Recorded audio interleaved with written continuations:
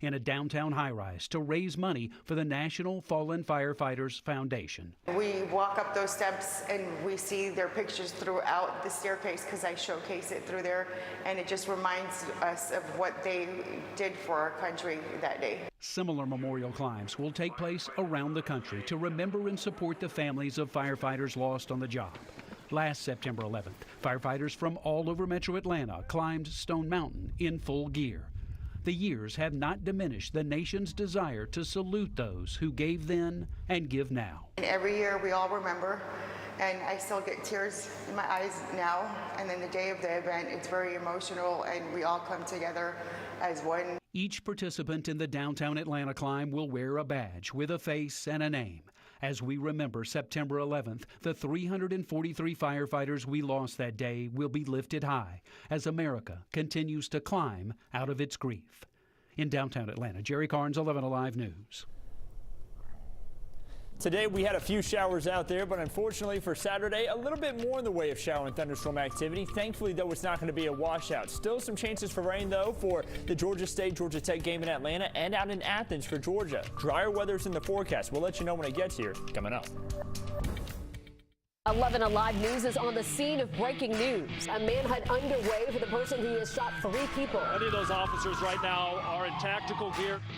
This next story is really going to affect your wallet. Properly inflating your tires can save you money, but only 19% of drivers do so. I got to save money on my rent. I got to save money on my food.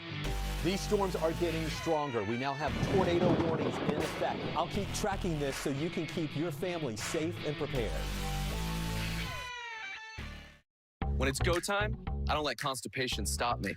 New great-tasting Dulcolax Chewy Fruit Bites work naturally with the water in your body in as little as 30 minutes. So you can go fast, go gently, and go on with life. New Dulcolax Chewy Fruit Bites put you comfortably in control. Work with the most experienced real estate team in the U.S. and sell your home for maximum profit. With the guaranteed offer, there are no showings, no open houses, no stress. Go to markspain.com to get a guaranteed offer on your home today and start packing. I'm Gino Palumbo with EasySellATL.com, and I want to buy your house. I'll make you an as-is cash offer on your house within 24 hours. Whether it's a total fixer-upper or in perfect condition, EasySellATL.com is the easiest way to sell your house. When you sell your house to EasySellATL.com, there's no fees, no commissions, no banks, and no repairs. Just go to EasySellATL.com for a free, no-obligation cash offer 24 hours a day. That's EasySellATL.com. The doctor will see you now. But do they really? Do they see all that you are? At Kaiser Permanente, all of us work together to care for all that is you. Kaiser Permanente. Music, culture, and his own journey to success. Join 11 Alive in a one-on-one discussion with rap icon T.I. Why does hip-hop oftentimes feel like public enemy number 1 in courtrooms? 11 Alive Uninterrupted, Sunday at 11. When we shed artificial expectations and choose a simple path, we feel free. Siggy's Skyr, full of protein, less ingredients, less sugar. Less sets you free. Time. It's life's most precious commodity, especially when you have metastatic breast cancer. When your time is threatened, it's hard to invest in your future. Until now. Kisqali is helping women live longer than ever before when taken with an aromatase inhibitor or fulvestrant in HR-positive, HER2-negative metastatic breast cancer. Kisqali is a pill that's proven to delay disease progression. Kisqali can cause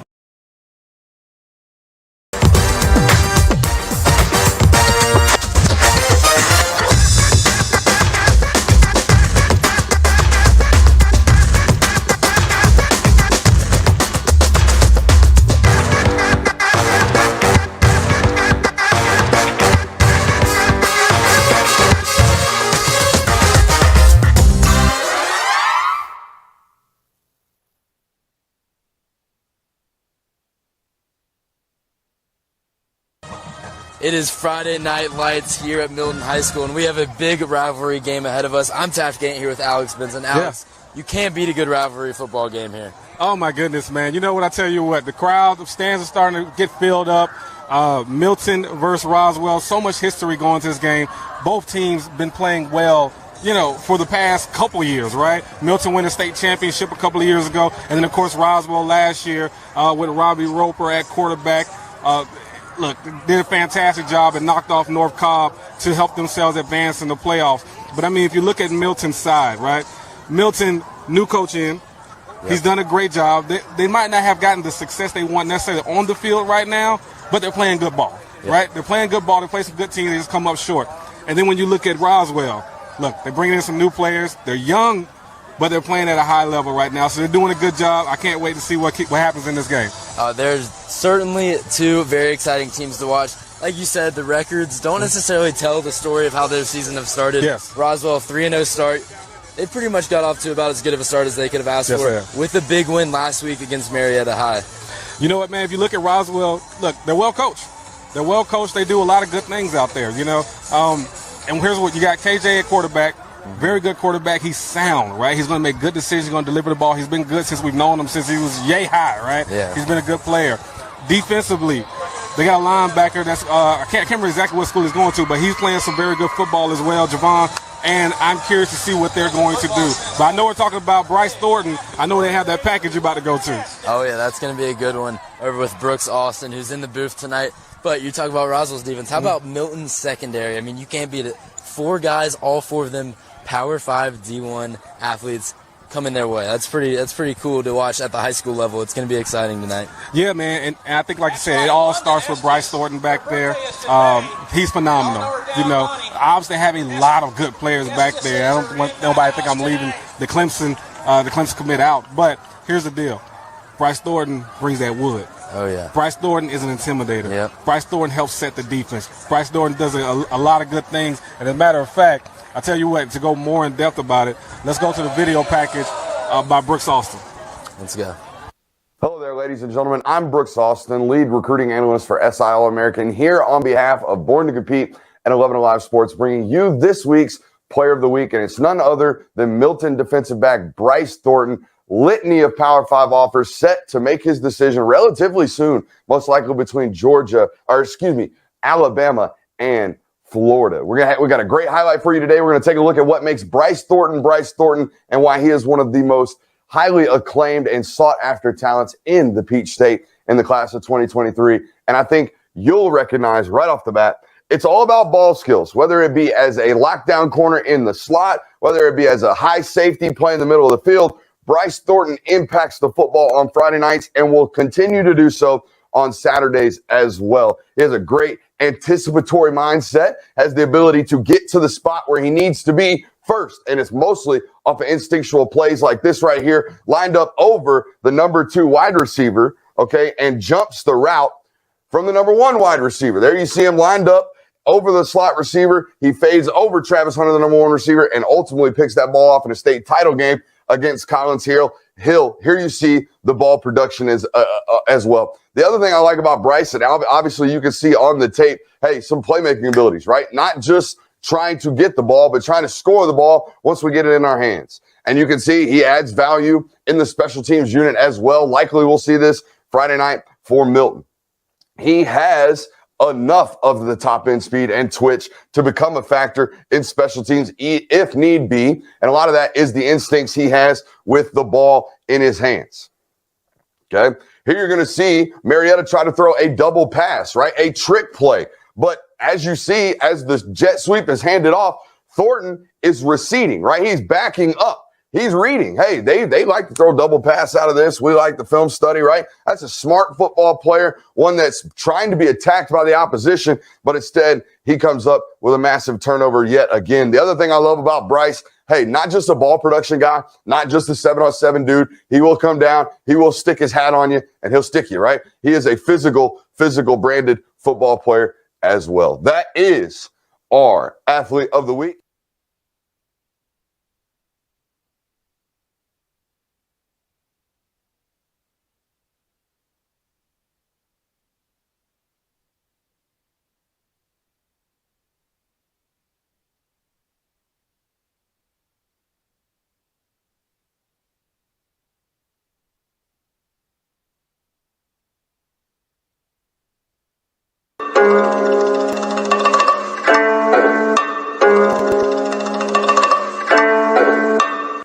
I think of Roswell, I mean, obviously the first thing that comes to mind is crosstown rivals, but man, it's nothing but a business trip. We just got to go get stuff done, go get paid, and come out with a victory. When I think of Milton, I just think of all the bad blood and history there is between it, and I'm excited to get my shot at it and show them what Roswell's about. When I think of Roswell, they're just another opponent. You got to handle business. We know they're going to come and give it their best because it's a rivalry game, but we just got to handle business every week, and just another regular opponent for us. When I think of Milton, I think it's our turn to beat them, so we're the only class who hasn't. This year's our year. The Milton-Roswell rivalry is one of the biggest games, one of the oldest rivalries in the state, so it's always heated. Year after year, it never matters who we have, who they have, what our record is, what their record is. You know it's going to be a game that's going to come down to the wire. Both teams are going to play hard. Both teams are going to sell out. Incredible atmosphere, so we're just looking forward to being in that. I think when I think of Milton, I instantly think of the Roswell-Milton rivalry and everything that entails with that. It's one of the biggest games of the year, regardless if it's football, basketball, baseball. Two communities that are extremely proud of their team and two communities that are super close. They've played this game for 70 years or more. We play teams in our region now that haven't been open more than 20 years. So the long-term impact of this rivalry is seen and heard and debated over, all the way back as far as you can go in our history book. So when I think of the Roswell-Milton game, it's an important thing for our community. It's an important thing for our team. As a coach, you want to try to take it as another game, but you'd be lying if you say the kids aren't more excited and more focused and more driven this week. And really just an opportunity for us as a team to continue to grow and continue to have success this year. I think the keys to scoring on Roswell this year, we got to establish a run game so that they respect our passes when we pass. But the other thing is just getting the ball to everybody. We got so many talented guys on this offense, an O-line that can produce, a tight end. We got so many wide receivers, a great running back, but we just gotta go. We gotta go out and ball. The keys this year to stopping Milton's offense are just being disciplined, flying around and being more physical than them, and basically just beating them against their will. Keys to stopping Roswell offense is we gotta bring it and we gotta tackle. We gotta wrap up. We missed a lot of tackles last week, but we practicing hard this week to get that better. Wrap up and force turnovers to get the offense the ball and chances to score. The keys to scoring on Milton are communicating and being more physical and just putting them in the ground and wearing them down over the course of the game. The keys to us beating Roswell is just basic football fundamentals. We're 0-2 right now.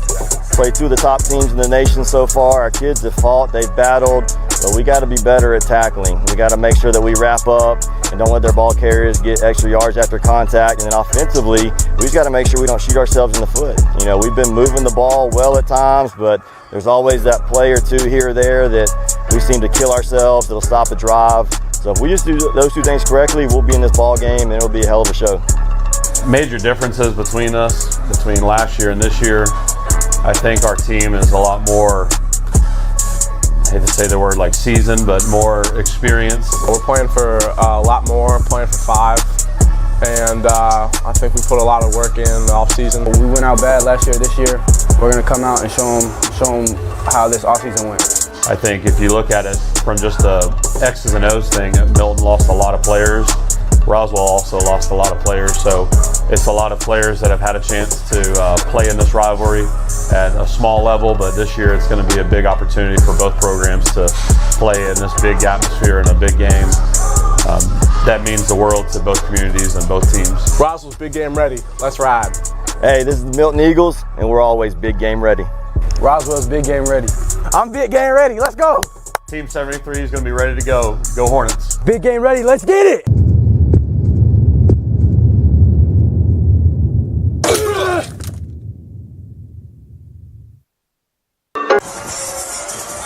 And we are live here at Milton High School for a matchup between the Roswell Hornets and the Milton Eagles. Roswell enters the game 3-0. Milton 0-2, but don't let that 0-2 record fool you. Very good team here at Milton. I'm joined by Brooks Austin, the lead recruiting analyst for SI All-American. Brooks, what are the keys to the game? Yeah, we got a great one here tonight. These schools not separated by much, about 8 miles between Milton High School and Roswell. So these two teams well acquainted with each other. These football programs well acquainted with each other. Let's start with the home team. Milton 0-2, right? Probably the best 0-2 football team in the state of Georgia. Took a loss to Lipscomb here at home week 1 and then lost to the Christian Brothers. Battled both in late in those football games. Tonight, they have got to tackle and rally to the football. This is an explosive Roswell football team that likes to play fast. Offensively, they're going to have to establish the run, and they got to punch first. Like I said, an 0-2 football team playing a rather battle-tested football team from Roswell on the other end. Let's take a look at them. They're 3-0 on the year, and they've gotten some quality wins. Denmark, Centennial, Marietta. This is a football team that plays fast. They've got to avoid 3 and outs and remain explosive. They've averaged almost 11 yards per play this season. And we were set to be underway. We got a flag on the play. Yeah, first piece of laundry. You got to love it. Looks like the kickoff unit for Roswell got a little bit of a head start there. They're going to re-kick this ball 5 yards back. Little excited. Absolutely. As is this crowd, man. Like I said, not a far commute for any Roswell faithful making the trip tonight out to this home of the Milton Eagles, and it is a rather beautiful home. We've been to 4 stadiums now this year. Carrollton last week. Hard to beat, but it's a great environment this week here at Milton High School.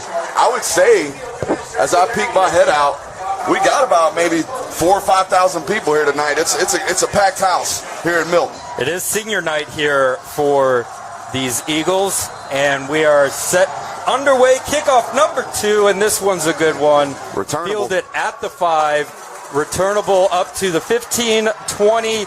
Trying to get to the outside, got the 30, 35, 40, up to the 50, but it looks like that's going to come back. We got another piece of laundry on the field. Yeah, but that is not the last time we're going to see Mark Esley make a play tonight, the junior wide receiver for Milton. They got 2 great ones. DeBron Gatling, obviously a Power 5 recruit, dozens and dozens of offers for him. Number 1, you're going to see him a lot tonight, but you will see Mark Esley, I don't want to call him Batman and Robin, but they are kind of a 1-2 punch. I always feel like when you do the Batman-Robin thing, you're kind of being a little disingenuous to the Robin of the characters here. And Esley, not necessarily one to be discounted. They've had a great season, a great start to their season. Check this out, Colin. DeBron Gatling, 18 receptions on the year, 209 yards. So in high school football, to be averaging 100 yards a game, that's really, really impressive. And as I told you, Esley, kind of their do-it-now guy. He's got 15 receptions on the year for $118. They get it done. And Luke Nichols, starting quarterback, sophomore for the Eagles in the shotgun formation. To his left, there's Scott Mauskowitz, starting running back in motion. That is Esley. And here's the play, unable to make the completion there. Yeah, just trying to work a little quick game to Mark Esley. Like I said, he's their do-it-now type of receiver. They want to get him the ball, get it in his hands, and let him do some work after the catch. This is a young quarterback in Luke Nickel, Colin, who's only making his 3rd start as a junior or a sophomore here this year for the Milton Eagles, and he's already got a school record in 316 yards passing last game against Christian Brothers. And here's the snap. Fake handoff to Mauskowitz. Rolling out as Nickel finds his receiver. That is Wyatt Nave. Thank you. Wyatt Nave, number 4. The senior wide receiver also plays a little safety, a little bit of defensive linebacker, here for Milton. I thought Luke Nickel had the tight end Ryan Gee wide open in the flat, but he chose to take the comeback route, drives it downfield and gets the sticks. First down, and it looks like Roswell jumps on the hard count there by Luke Nickel. Free 5 yards. Yeah, you're going to see both these offenses heavy with the check with me, Colin. Going to get a lot of hard counts tonight, a lot of down.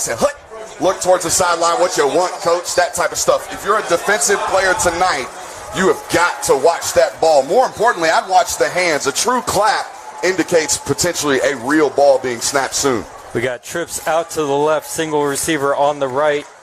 Mauskowitz gets the handoff. Nope, fake. That's going to be Nickel. Up to the 44-yard line for the first down. Good fake. Nickel, a 6'2", 205-pound quarterback, okay? I don't know if you know this, but his brother Jack Nickel is actually a tight end up at Michigan State. Most people know that. He's the younger brother of the Nickel boys. He is a threat to run, and he is a physical presence, albeit just a sophomore. That 6'2", nearing 200-pound frame is more than willing to take a couple hits and deliver some of his own, just like he did right there. Got all the action on the left side of the field. Trips in formation. Nickel looks out that way, makes the throw, and off the hands of Gatling. You won't see that too often. Yeah, it's a battle I'm looking forward to watch tonight. Ethan Nation, a top 250 player in the country on consensus rankings, down at the bottom of your screen, number 2, the corner, going up against DeBron Gatling. Now, last year, Colin, Milton's coaching staff is indicating that Ethan Nation followed DeBron Gatling. I don't know if that's going to be the game plan tonight for the Roswell Hornets, but it appears to be on the bottom of your screen. That's going to be one you're going to want to watch all night, particularly on situations like this, second and long. Single coverage there, Nation, and that's going to be a handoff there. First handoff action to Mauskowitz, gains a couple, be third and about 6. You know, this Milton football team, they've been doing most of their damage through the air. Moskowitz, their lead ball carrier on the air, only averaging about 50 yards per game, Colin. So they have normally, but they've been down in most of their football games. They've been throwing the football this year. So got to see if Moskowitz can get off to a fast start tonight, as it looks like we're going to get another encroachment penalty. And that's almost inexcusable for the Roswell Hornets. Go ahead, Colin. I was going to say, I think that will be enough for a first down, as it was 3rd and 5. Moskowitz was able to get 5 on that last run, and I think they're just going to get a free first down there from the Hornets. Again, man, these kids that are playing in this ball game tonight, they know what's at stake. They know this is the big game on the calendar. It's senior night for the opposition. Maybe this Roswell defensive line a little bit itching to get at it. So 1st and 10 from the Roswell 47-yard line. We got 2 receivers out right, 1 to the left. Mauskowitz in the backfield. Nickel takes the snap. Missed the handoff there. Little miscommunication on who was going to take that. Luckily, Nickel's able to fall on it, maintain possession. We talk about these RPOs every week, it seems like, right? These meshes where the quarterback and the running back are at a decision point right there, at a mesh point right there in the backfield. You have to be decisive.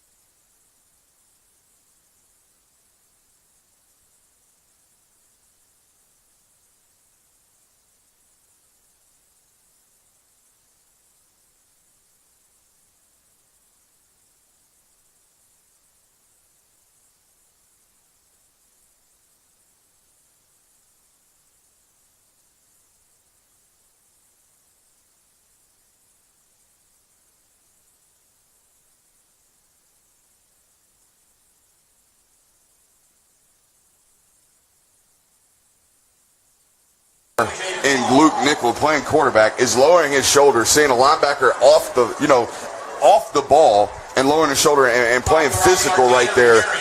That pretty much tells you, right? If he's going to lower the shoulder on the best linebacker on the field, he's probably going to give the shoulder to just about anybody on the field. So that kind of tells you, I doubt we see 5 slide at all tonight. I think we're going to see him add on in the run game and be a factor. They've remained in 12 personnel today. 2 tight ends, number 4 and Ryan Gee, staying on the field at all times. 3rd and 5, and it's going to be a screen, and Roswell jumps all over that. Wesley looks to lose a yard on that play. It wasn't all of Roswell. It was just Javen Hall. Javen Hall sniffed that short side screen from the jump, undercut all of the additional blockers, fought underneath all of them, and pursued down Esley and caught him from behind and forces a 4th and 6 right here. Milton's going to stay on and go for it. I will tell you, their kicker, Felipe Mota's got a long of 47 yards, so he does have range.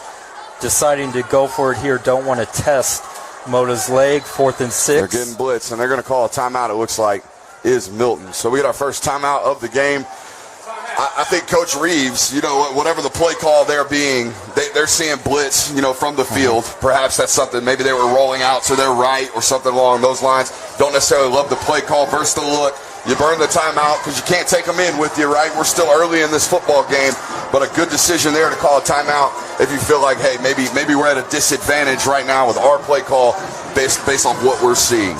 Right now, just for reference, it would be a 49-yard field goal, so probably just out of the range of Mota's leg. Yeah, I'm with you. Based on what I saw in practice, I think he's got the leg. It's just a matter of accuracy. And if you don't think you got a real chance here, you might as well go for it. But they are walking the field goal unit on. They're going to give this a kick. They're going to give this a shot. So like I said, 49-yard field goal attempt will be the long for Mota. Hey, the in-house DJ out here. Hey, I'm telling you. Mota 2 for 4 on the season. Like I said, long of 47. This is from 49. He's got the leg for it if he can see. Snap, hold is good. Kick is off. Got the distance, but does not have the accuracy. Yeah, that's oftentimes what you see calling a young kicker giving it everything, right? Tend to pull those balls, tend to end up pulling those balls left, right-footed kickers, giving it everything they got, just snatch it, just a little bit left. Had plenty of distance, but he probably missed that by 6 or 7 feet to the left. So we'll get our first look at a Milton defense that Colin is rather banged up. They're starting Sam linebacker Caleb Moran. They're probably their guy. They're true inside linebacker, their leader, their heart and soul of that front 7. He'll be out tonight with a shoulder injury. He'll be replaced by his teammate Wyatt Smiley at that Sam position. So we'll see what these guys go to. Number 9, Jack Lawson, their leader tackler, is also banged up. He's on the field right now with a big cast on that left hand. KJ Smith takes the snap. Big hit. Wow. Yeah, if this were college football, I think we'd be replaying that for a targeting penalty. And that was Owen Phillips on the QB pressure, laying a lick. First play, KJ Smith right in his face. Did he ever? This is a Roswell football team that can run the football. They've averaged well over 250 yards on the ground over the last 2 games, or last 3 games, rather. Roswell definitely run heavy, more rushing yards than passing yards. You don't see that too often. And here's KJ Smith. As I say that, he throws it out and it's going to the 45-yard line. I believe that's number 1, Christopher Elko. A wide receiver that I saw this spring out there at Roswell that's picking up some steam in that Ivy League range. A 6'1", X type of receiver, Z type of receiver out here at Roswell High School. Got some good hands and a good smooth stride as he stretches out for a good 20-yard gain. And that's a handoff up the middle there. That's Davenport carrying a defender, and it looks like there's going to be probably get a free 15 after it as well. What do you think? Horse collar, late hit? There's a couple options there for the refs. Either way, I think we're definitely going to get a personal foul, whether it be a horse collar or a late hit. But I think that right there is kind of the definition of Nakai Davenport, a physical runner. And as you see them, they're going to be an outside zone team. You're going to see them run the ball effectively tonight. It won't be between the guards. It'll be off tackle like that. They're going to play a lot with the screen game. They're going to stretch and stretch and stretch. And just when you feel like you've covered the 53 and a half, they're going to go vertical. That's what this offense is about. That's what you're seeing when you see them run the ball 35 times in a game and only throw it 19. But they're averaging almost 19 yards per completion. So they're really chunking it down the field when they go to throw it. Like you said, 2 plays, 2 big chunks for Roswell. They're at the 27-yard line. Handoff to Davenport. Davenport makes a cut in the hole. Gains about 5. It'll be 2nd and 5. He runs a little high for my taste, does Davenport, but he is sudden right there. You see him stick his foot in the ground, get north and south. That's what you want to see from outside zone runners, right? We want to be stretching towards the sideline, and then once we see that glimpse, once we see that alleyway, we stick that foot in that ground, and we get north and south right now.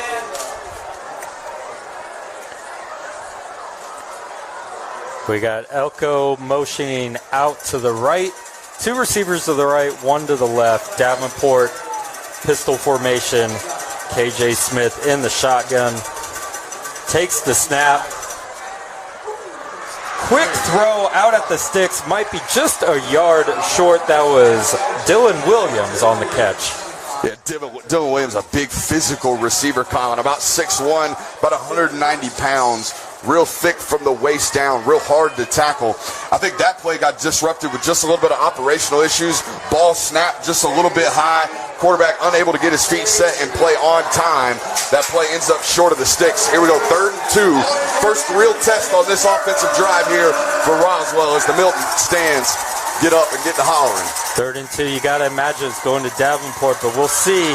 Handoff is to Davenport. Davenport bounces it to the outside, off the tackle, gets down to the 3-yard line. What a run there by Davenport. And again, that's what you're going to see. Until Milton starts to fire pressure off of the tackles, you're going to see Roswell continue to attack off tackle, off tackle, off tackle. That's exactly what they've done this drive, and Davenport's been eating them alive. About 12 yards a clip, it feels like, every time Davenport touches it right now. Milton, good job clogging up the middle. Davenport with the vision to bounce it off the tackle. Gets inside the 5-yard line. We'll see if it goes back to Davenport. There's 2 receivers out to the right. Snap to Smith. Handoff to Davenport. Looks like the same kind of play, but not the same result. Good pursuit by Milton. Tackled for no gain. Yeah, that's number 7, Bryce Thornton, coming downhill and sticking right there off the edge. That's what it's going to have to be. I talk about adding some type of presence off the edge. It's going to have to be Bryce Thornton from that strong safety, that rover position, coming downhill and getting busy and active in the run game. They're not going to be able to play a too high shell all night. 7's going to have to get active. 2nd and goal from the 3-yard line. 2 receivers out to the left. Single receiver to the right. Looks like man coverage across the board for Milton. We'll see if Smith takes that. Going back to Nope, Smith keeps it, takes him itself, and the touchdown is scored. Roswell takes the lead opening drive, 6-0 Hornets. Yeah, not a ton of carries for Smith on the year, averages just over 20 yards per game, so he's not really active despite the fact that he does have legs. But by God, when he runs the football, when he pulls it, it's a dead pull key for him there on the goal line. They punch it in and score. What a great opening drive for these Roswell Hornets. Again, this football team kind of knows who they are already at this point in the year. 3 tough physical football games to start the year, and then they come to Milton ready to rock. And the extra point by Brett Gonda is good. It is now a 7-0 score with 3:17 left in the first quarter. So if you're on this Milton sideline, right, hey, we got to avoid whatever the spiraling tactics we've had for 2 weeks are at this point, right? We had a football team in Roswell show up, punch us in the mouth. It's time to get this football back. You had a good, successful drive last time. Just couldn't quite execute once you got past midfield. This is going to have to be a sustainable drive for this Milton offense right here on the back of Luke Nickel and perhaps DeBron Gatling. Maybe we can design up, if we're the offensive coordinator for Milton, maybe we can design up an explosive for 1 right here. I was going to say, I don't think you could have a tougher 3 games to start a season than Milton has. They played Lipscomb, like you said. They're Nashville, Tennessee, Christian Brothers, St. Louis, Missouri. Roswell, this is actually their first team from Georgia they played all season. And like you said, Lipscomb Academy, that's Trent Dilfer's team, for those of you who don't know, up there in Brentwood, Tennessee, just outside of Nashville. And then, yes, they go up to St. Louis and play at the Football Hall of Fame up there. And, they have a tough battle against St. Louis, the Christian Brothers. That's a good football team up there from the Christian Brothers. A lot of speed, a lot of size. That's good St. Louis football. And there's the kickoff, and that looks like it's going into the end zone. It is touchback, so Milton will start up at the 20-yard line. We'll see if Milton can answer a near-perfect drive there by Roswell. Be interested to see. I think their best bet in terms of rushing the football tonight is going to be on the back of Luke Nickel. Maybe staying in that 12, that 2 tight end heavy personnel, and running their quarterback tonight if that's what they need to do to get into the W column. But I'll tell you what, if you talk to Ben Reeves and this Milton coaching staff, this is a by all means necessary win football game. They cannot start the season 0-3.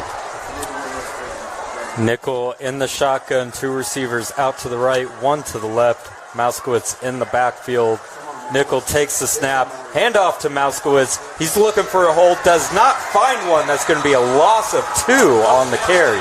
Yeah, it looked like they were trying to run some type of counter or power. The problem with any type of counter scheme or gap scheme, Colin, is penetration. Penetration kills any type of those plays.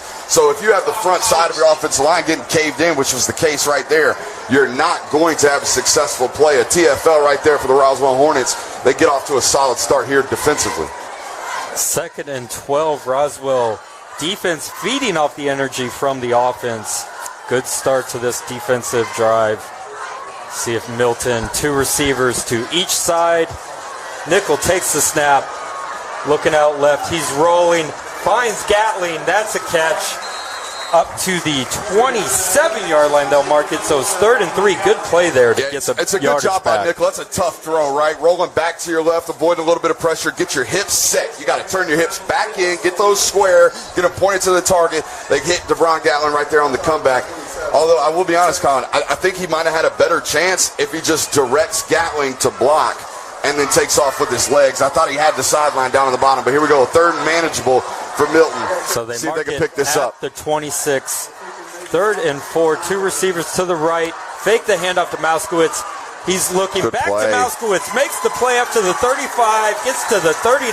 First down, Eagles. Yeah, really, really good play design there for the Milton offense. They send the tight end down the sideline and then slip Mauskowitz right behind him. Take the defender with the first receiver, right? Make him like a decoy, right? That first guy's got to run that route like he loves football. 80 does a great job right there, sprinting down the sideline, dragging the defender with them. They slip Mauskowitz in right behind him and pick up the first down. Great call there on 3rd and 5 by this Milton OC staff. Trips to the far side, out right. Mauskowitz in the backfield. Nickel takes the snap, and he's going to get sacked. That's number 46, Chase Morrison. He is a big physical defensive end for Roswell. The senior, 6'4", 240-ish pounds. Okay, was watching him practice this week, and he practices hard, man. He's going to fly around all night tonight playing that defensive end position. No time for that play to develop. Back to the 30-yard line. Loss of 9 on the play. Be 2nd and 19 for the Eagles. Excuse me, Chase Morrison, actually a junior. Don't want to discredit the young man. So if you're a college scout watching tonight, you got 2 years at him. 6'4", you got 2 years at him. 240 junior. And Chase he looks Morrison. good, folks. He plays hard. And here's the snap. Rolling out to the right. Get rid of it. Not finding anyone. Wow. Good dancing and fumbles the ball. Nickel holding on to it a little too long. Let's see who comes up with it. This is a rugby scrum. Whoever comes out of this wanted it most. I didn't see the first defender fall on a ball or an offensive player fall on the ball. Looks like Roswell sideline reacting to it. And it is Roswell football. There is a flag on the field, but all indications would point to that being some type of hole, being in the backfield, unless it's some type of face mask on Roswell. That would be the only savior here if you're the Milton Eagles. Almost a situation there for Nickel where you just made too good of a play, right? I mean, you make 3 or 4, maybe 5 guys miss right there in the pocket, try to extend out, ball just a little bit loose, don't have 2 hands on it, and the defender with a great pursuit play knocks it out. Sophomore this might be Roswell football. Yep, sophomore quarterback perhaps doing a little too much. Although it looks like they're going to maintain possession. On Roswell. Did you see the call? Legal formation. I think they called it legal participation. Legal participation, pardon. So that makes more sense. They had 12 guys on the field, I guess? I guess so. What a break there for the Eagles. So that's actually going to be a 10-yard penalty. And I don't know if that carries an automatic first down, but either way, it'll be, if it's a replay down, it'll be 2nd and 15. So they're going to mark it off from the fumble recovery. Replay the down, and it'll be 2nd and 15 here for the Milton Eagles. And as they switch out personnel, what a lucky bounce right there for the Milton Eagles. I mean, Roswell about to get the ball inside the 20 after walking it down the field their first possession. And now Milton's going to retain possession and face a 2nd and 15. Hope to pick it up. Luke Nickel with Moskowitz to his left. He's going to take the snap. And here's to his left. He spin back and hit a screen pass to Esley on the far side. He makes one guy miss.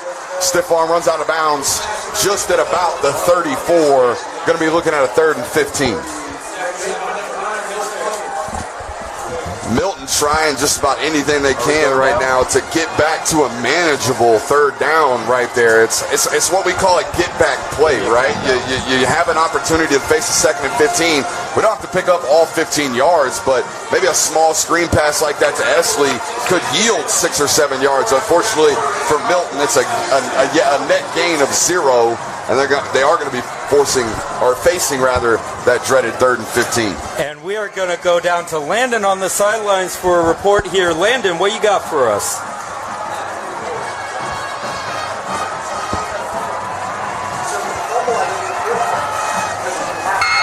This is Landon Knight reporting live from Milton High School.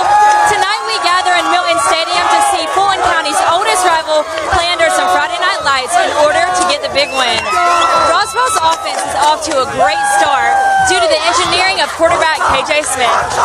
KJ told me earlier this week that the goal tonight was to go out there and play as hard and as fast as they can and play in honor of number 5, Robbie Ridley, and his family.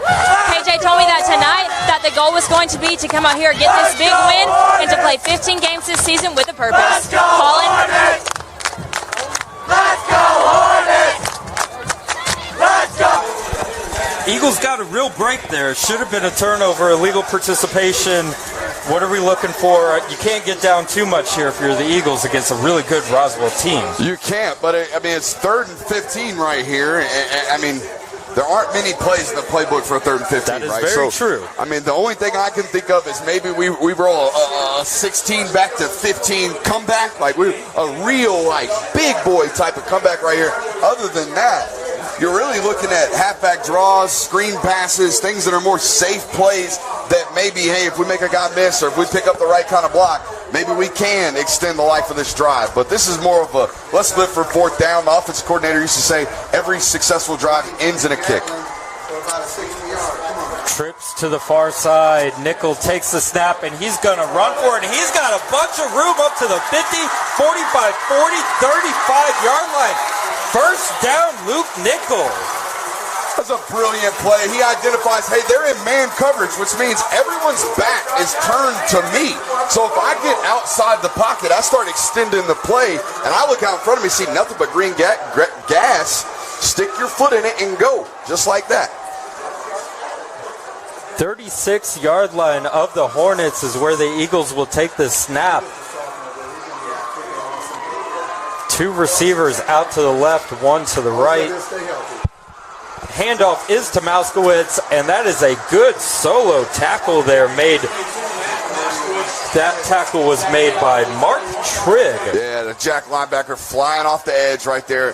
You got to be careful, though. If you're that backside in from Roswell, we've seen Luke Nichols show his legs, okay, and use those legs. If you're that backside in, you have got to be diligent in maintaining square shoulders. Trigg doing a great job of efforting for that tackle there, But hey, you're leaving yourself vulnerable for Luke Nickel keeping that ball out of the back and having explosive with his legs like we've seen so far in this first half. That is very true. That is a risk you take when you jump on it. Check but this he out. guessed They're right in there. 0-2 personnel right here, Colin. No running back on the field, 2 tight ends, 3 receivers. It's going to be a screen out to Esley, and Esley makes the first man miss. What a cut there. Gets about 6 on the play, be 3rd and 4.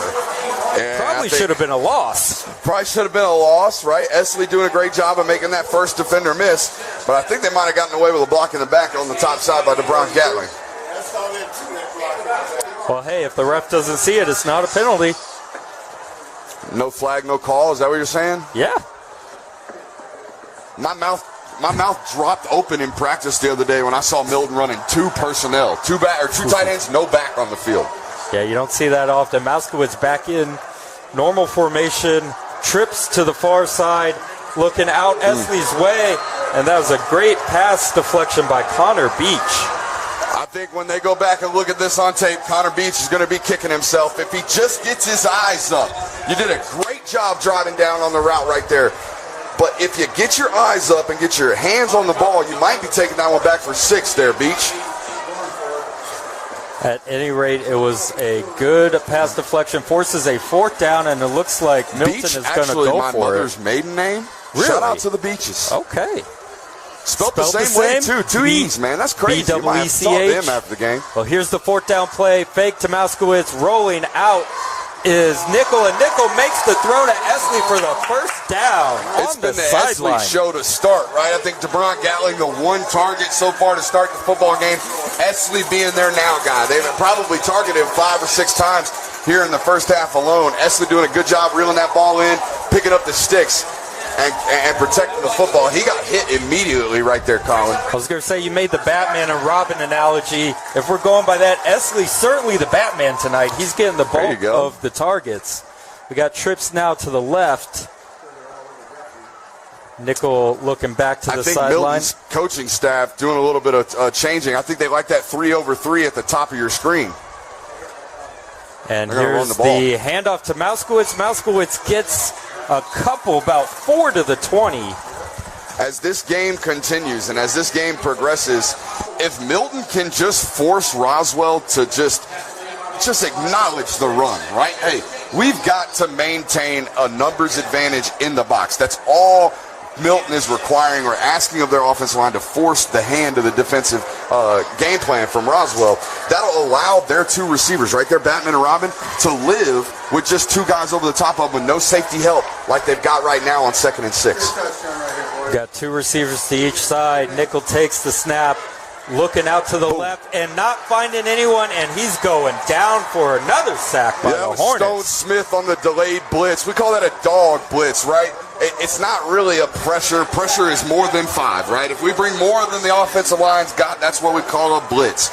A dog blitz right there is a late add-on. Number 44, Stone Smith, doing a great job of identifying, hey, my responsibility has stayed in, okay? I might have the tight end, I might have the back. If he stays in the block, I'm an extra rusher. Let's go right now.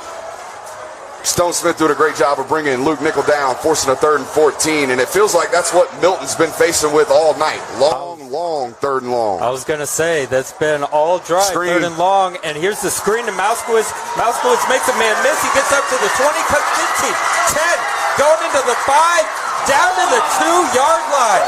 Rumbling, bumbling, stumbling. Mauskowitz on the screen pass, takes it about 30. And good Lord, I saw some business decisions being made in that back end right there. 230-pound, let's call it. He's a fullback, right? That ain't no running back. It's a fullback, man, out there running around. Them defensive backs in that backfield questioning whether or not they want to tackle them tree trunks. Honestly, can't really believe they've been living, like you said, 3rd and 10 plus at least 3 different times on this drive, converted all of them. Absolutely have got to punch it in. They're in heavy personnel, brought in 2 defensive players here. Look out for the quarterback run or perhaps the jet sweep. Here's the snap to Nickel, and it's the QB run, and Nickel gets in, standing up, touchdown Milton. Hey, that's exactly what you needed. Obviously, you want to answer a score with a score. Milton doing a great job of surviving adversity on that drive, converting a 3rd and 15 with a perfectly called and timed up screen pass to Moskovitz. Great drive there for the Milton Eagles as they answer 7-7 here with just 7 minutes and 42 seconds left in the second quarter. Actually, point after a tip pending. My bad. And we were at the start of this quarter, 3rd and 15. We're like, play it safe, run it off, live another day. Next thing you know, that drive ends in a touchdown. Extra point away from tying this ball game. Kick is up, and it is good, and we are tied 7-7, 7:42 left here in this first half. We got ourselves a ball game.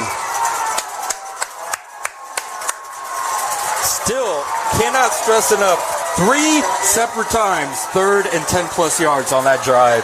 Converted all of them. Just like you draw it up, right? I mean, kudos to Milton, but if you're on the Roswell sideline, your coach has got to be a little, I say a little, probably got to be a lot of upset about giving up those 3rd downs. Got one of them push-up boards in the Milton student section over here. Did you just notice that? I was wondering what you were looking at there, Brooks. I see it. There it is. I thought the push-up form from the young man on top of the board was solid, but his teammates beneath the board hold him up. I don't know, man. They need to work that overhead press just a little bit more. A little suspect. Would it be corny to make a camouflage joke and say the stands are empty right now because all the students? It would be even more corny to make it the way you just made it. Yeah, that was terrible. I should just... No one in the stands tonight. No, we got a camouflage theme here from the Milton students. Push-up boards, everyone dressed in their camo gear. Probably just went deer hunting before the game. I don't know. But here's the kick. And it's going in the end zone, so Roswell will start their drive at the 20. It is 7-7 here in the second quarter. As we get our second look at Roswell? I believe so, yes. We've second look at Roswell. This is only our 4th total drive. We had 3 very long drives so far. Offense is very efficient, very methodical to start. I wouldn't exactly call what Milton just did methodical. Okay, fair. I would call it chaotic, if anything. That would be the adjective that I would use. Now, Roswell's first possession, chef's kiss. Beautiful. And we'll see if that carries over to drive number 2. Here's KJ Smith. Start. Think they're going to get the right guard, Tay Hughes, the senior. Sorry, Tay, calling you out right now on this here broadcast. You got to hold your water, man. No excuse to come off the sideline and false start. We can't be doing that. Cannot be doing that. Especially, it's got to be really frustrating as a coach because we have phrases and terms that we put in to say, hey, don't move until I say this, right? The prime example of this is Omaha. Everybody always wants to know what Omaha means. That's what Omaha means. Everything I say before I say Omaha is dead. That's why you would always say him go, Omaha, said hut, and then snap the ball. We got to listen to our words, man. And here's the Smith. And unable to complete on the screen pass. It was forward, so that's incomplete. Intended target to Alex Smiley there. Yeah, trying to run before you catch it, right? You can't do that. That's rule number 1. Catch it before you run. As they look at a 2nd and 15 right here.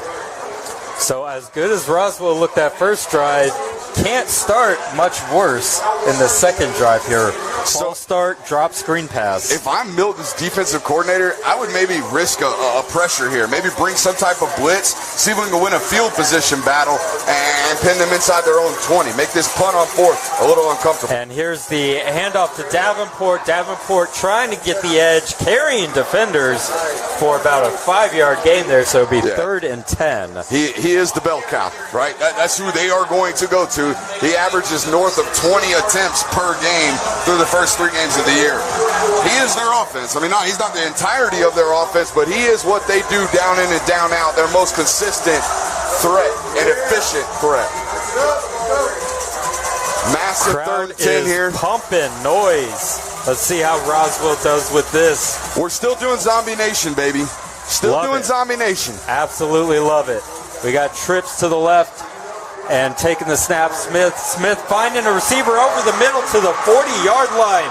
That's Ethan That Nation. is Ethan Nation playing both sides of the ball, getting the big third down conversion for the Hornets. Even if it's like that, right? Even if it's just playing on major downs, becoming a threat and getting out there adds a different dynamic to this offense when Ethan Nation's out there and handling the business in the slot. He's a get open down guy as well, and he's a tough contested catch guy like he just displayed. Up to as the they go 40, back to stretch handoff zone. is to Davenport. Davenport gets through to the secondary, up to the Milton 46-yard line. First down for the Hornets. Bryce Thornton, the safety for Milton on the tackle. He's a little slow to get up. He's been nursing an ankle injury the better part of the first part of the season, and not looking great there for Thornton. You know, he's another one of these guys. Every week we watch one of these football players or several of these football players that have dozens of Power 5 offers. Bryce Thornton set to commit at some point this season, right? A senior defensive back here, and it's likely going to be between Florida and Alabama from what I know about the situation. A really, really talented football player, as you see his defensive backs coach Justin Miller escorting him off. I hate to see that. Unable to put much weight. And his teammate Robert Billings, the fellow safety and Clemson commit, coming over to console him as he walks off.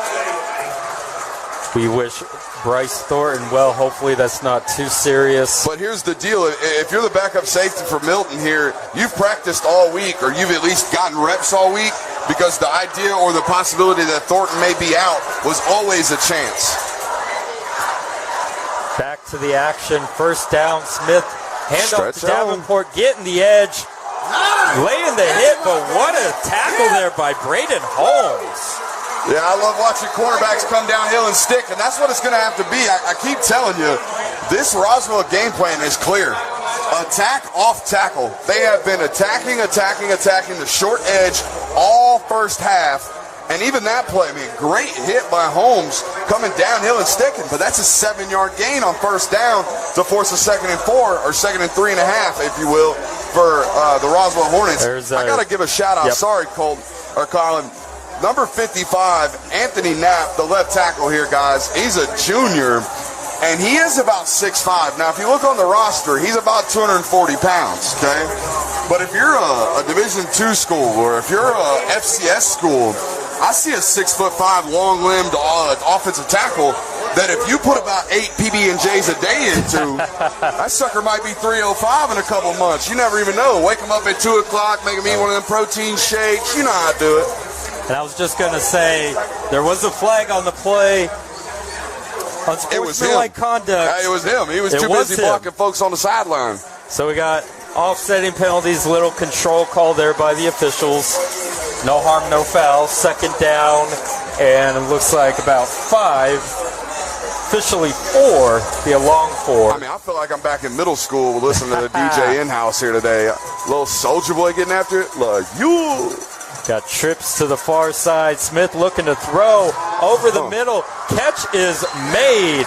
That was great pitch and catch. Chris Elko on the catch. It's a great pitch and catch from Smith to Elko right there, and it had to take time. So shouts out to the big piggies up front, protecting Smith long enough to where he can wait for that dig from Elko to clear, come right over the ball, and Smith put it right on the numbers right there to pick up the first down. Roswell moving.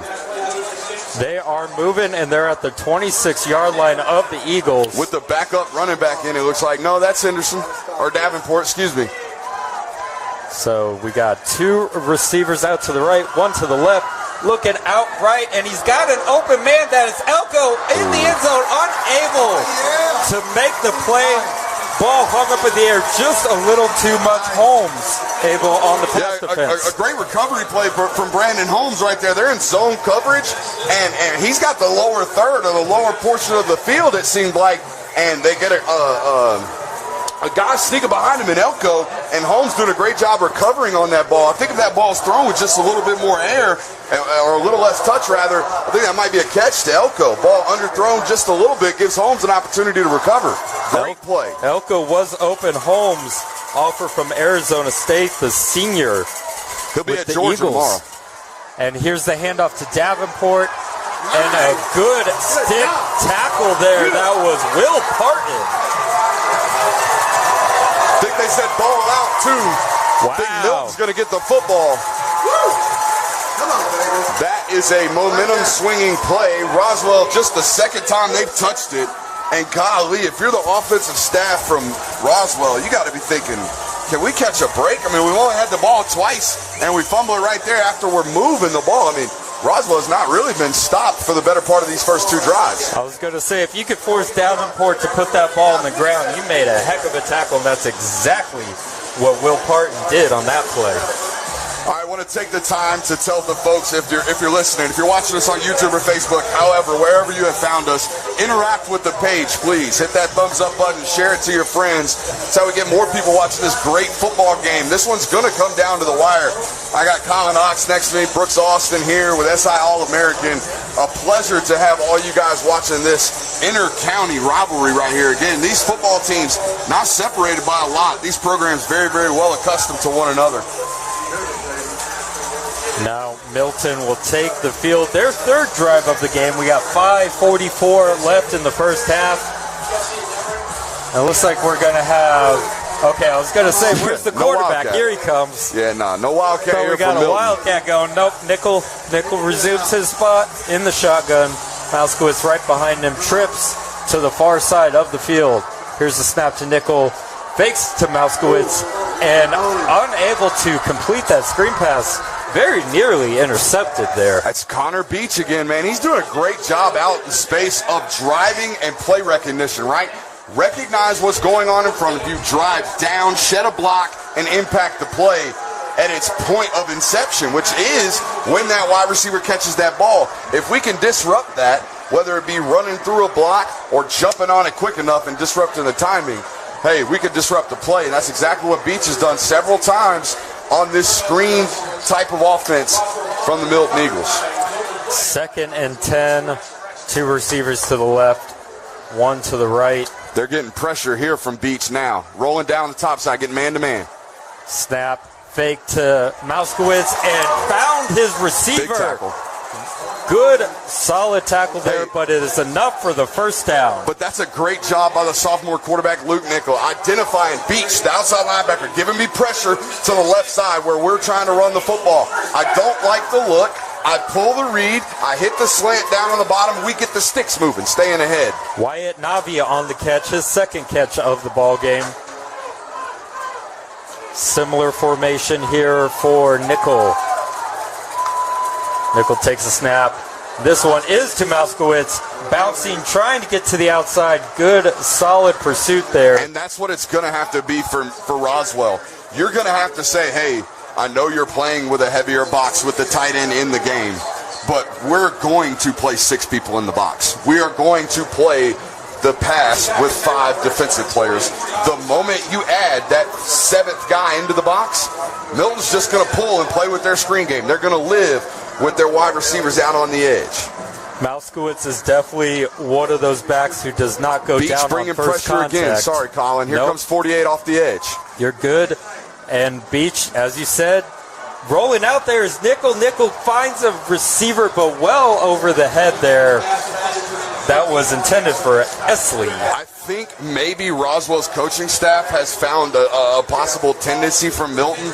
Hey, when you're in a passing down, let's bring pressure to the right side of Nickel. I think they like to roll just a little bit more than most teams. So if they like to roll the protection and get Nickel out on the move, which is where I would say he's probably at his best. He's really, really athletic. He's great on the move. He can really dime it up on the run. Well, we blitz into that, right? We play against their tendencies. That's exactly what Roswell did right there. Forced a little issue. 3rd and 8 right here. 3rd and long, but not as long as some of the conversions. It's only a 3rd and 7. I like Gatling's odds right here, Colin. Trips, and there's a flag on the play. Is that going to back up Milton a little bit more? We'll see the call. Delay of game on the Eagles. So now it is in the 10-plus territory, 3rd and 12. That's a gut punch. You know, I bet if you're Coach Reeves, if you could coach your football team right now, if you could say some type of coaching cliche in front of everybody, if this were practice, you would say that right there is why we're 0-2, right? That's why we don't have a win. Okay, we have a 3rd and 10. We got a play that we think we can win. We got a 3rd and 8 that is a winnable down, and now we're faced into a 3rd and 12, 3rd and 13, all because we can't get the snap off in time. 2 receivers to each side. Mauskowitz in the backfield. Nickel takes a snap.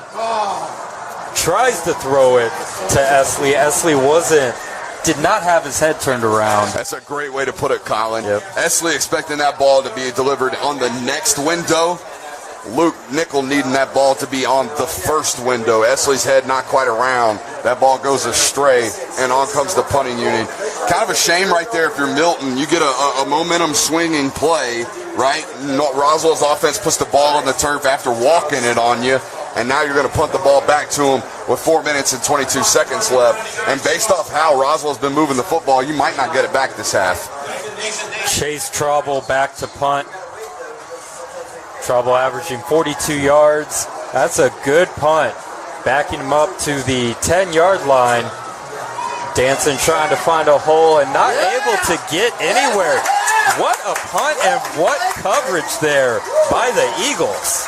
Great punt coverage there by number 27 for the Milton Eagles. That's our guy, Toby Adawayan. I promise I don't walk myself into names like that every time, Colin. It just seems like it's always me. And that was Ethan Nation receiving the punt. That was a slow develop. For a second, I thought he signaled a fair catch. He wasn't really doing much, trying to find somewhere to go. Never found it, and now the Hornets are going to start their drive at the 7-yard line, their own 7-yard line. Yeah, I would imagine you're going to get a heavy dose of a run right here for the Roswell Hornets. Ball backed up inside their own 5. Okay, this is where I am always a freeze offense, okay? We get on the ball inside the 5, Colin. If we false start right now, it's half the distance to the goal. It's a net 0 play. There's no negatives for us going hard count right here and trying to get a free 5 from the defense. 1st and 10, ball at the 4. Handoff is to Davenport. Davenport's going nowhere. I say it every week that you should freeze inside the 5. One of these teams is going to do it, I promise. One of these weeks, we're going to watch a team get a free 5 yards inside the 5-yard line. I mean, it's like an automatic built-in key in college. If we're snapping the ball inside the 5, we are on a hard count. We are trying to draw a free 5 yards. Yeah, there's no signal there from Smith on that play. Just a typical snap. Slight confusion for Milton's defense. Got 2 receivers out left, 1 to the right. Davenport in the end zone, takes the handoff, and he finds the gap up the middle. He gets to the 20. 1st down for the Hornets. That wasn't no gap, Colin. That was a hole, and it was about as big as my Tacoma in the driveway. I mean, that was a gaping hole. Who am I kidding? I don't drive a Tacoma. I drive a Tundra. Good job by the interior linemen there. Garrett Henneke, Brody Benodi, and Riley Rushing, center guard combination there, opening the hole. Oh, pardon, that was Milton's line. That's Gordado. Yes, that was Gordado. The center, Tay Hughes and Nathan Stubblefield. Got to give the proper guys the proper respect for opening up that hole for Davenport. All right, Roswell and empty right here. No running back. Just the quarterback by himself. Taking a shot to Ethan Cripe. And wide open the catch up to the 40. Gets down around the 35-yard line, and that was Ethan Cripe. Yeah, that's number 17, Ethan Cripe right there. A young man, Colin, that runs 10.5 in the 100, I believe it was, this spring. About 6'2", kind of a wide receiver that doesn't really necessarily have a wealth of tape, but the tape that he does have is explosive. It is all of 10.500 speed explosive. Starting the drive inside their own 5-yard line. They're now at the Eagles' 36-yard line. Here's the snap. Handoff to Davenport. Davenport back up the middle for a gain of 6 to the 30-yard line. Yeah, Milton going to have to do something to figure something out right there in B-gap. I mean, the middle of the defensive line is getting bludgeoned right now by a Roswell football team who typically doesn't bother with that A-gap to A-gap stuff. but they are getting movement right now from guard to guard.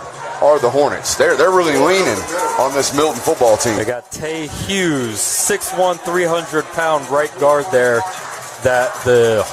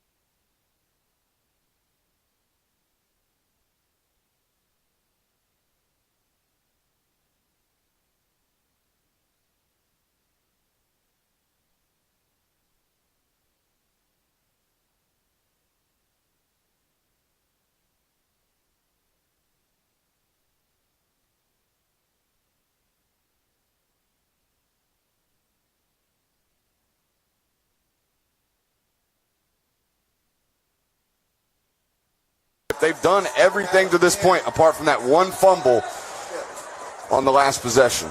Two receivers to each side. Davenport in the backfield. Snap is to Smith. Fakes to Davenport. Got hit, and it's an interception.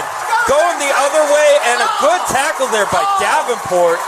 We'll check the flag. That play was created by Terrence Spencer getting pressure in the face of KJ Smith and forcing that errant throw. Number 18 comes up with the interception. Ja'Cory Stewart, the jack linebacker. So the off-ball linebacker doing a great job of getting his eyes on the ball first and then getting his hands on it second and trying to.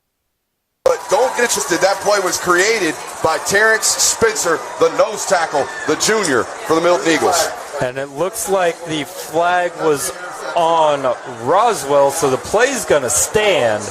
And the Eagles are going to take over at the 35-yard line with 1:24 left in the first half. Eagles have 2 timeouts.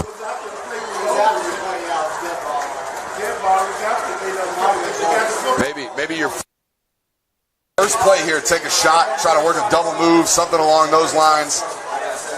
If not, take what the defense gives you, maybe run the clock out. Here's the snap to Nickel. Nickel up the seam. Catch is made to the 40, 35, 30, 25, 20, 15, 10, 5. Touchdown, Eagles! Garrett Spooner up the seam and into the end zone. Hey, Colin. I didn't know if he had the juice to take it all the way. I thought he was going to get hawked at least 2 or 3 times. Spooner, 70 out the gate to the door. Spooner, his second reception on the season, takes it count. 65 yards for the touchdown. Holy smokes. It's a great ball from Nickel, throwing it right, just layering that ball under the first defender and over the second defender. Extra point is up and good, and it is 14-7 in favor of Eagles. 1:11 left. We'll see if Roswell can do anything before the break. They do have all of their timeouts. Yeah, if you're playing NCAA 14 and someone scored with 1:11 left in the half, too quick. You scored too quick. You gave me the ball back, man. I'm about to walk it. Well, we'll see what KJ Smith can do. See if they're going to air it out, the Hornets. Not usually their game plan, but you got 1:11 left. You got the players. You got playmakers. Spooner. Spooner for 70, baby. I hear you.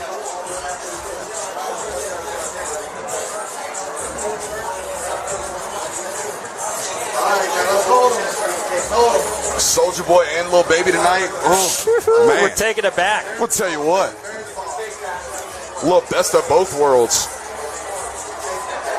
Can't say enough about this atmosphere. I mean, even looking over at the visitor sideline, those stands are packed. Hornets fans have come out. Eagles providing the old school hip hop jams. Yeah. That's high school football, baby. What? We're playing football. We're playing football. And here's the kick, and that's going all the way into the end zone. Hornets will start at the 20. 71 seconds to work with. I don't even want to go to half. I don't even want this game to go to half. Let's just immediately line it up, run it back. I mean, just start the third quarter. No breaks. The bands, we don't need do we really need to see the bands play? I mean, the bands are playing now. We're hearing the bands now. Yeah. Thank you. We'll give the band some solo shots. We'll tell the cameraman up top, hey, show the love to the tuba man. But we got to play some football, man. Be ashamed to take this to the half. Too good of a game.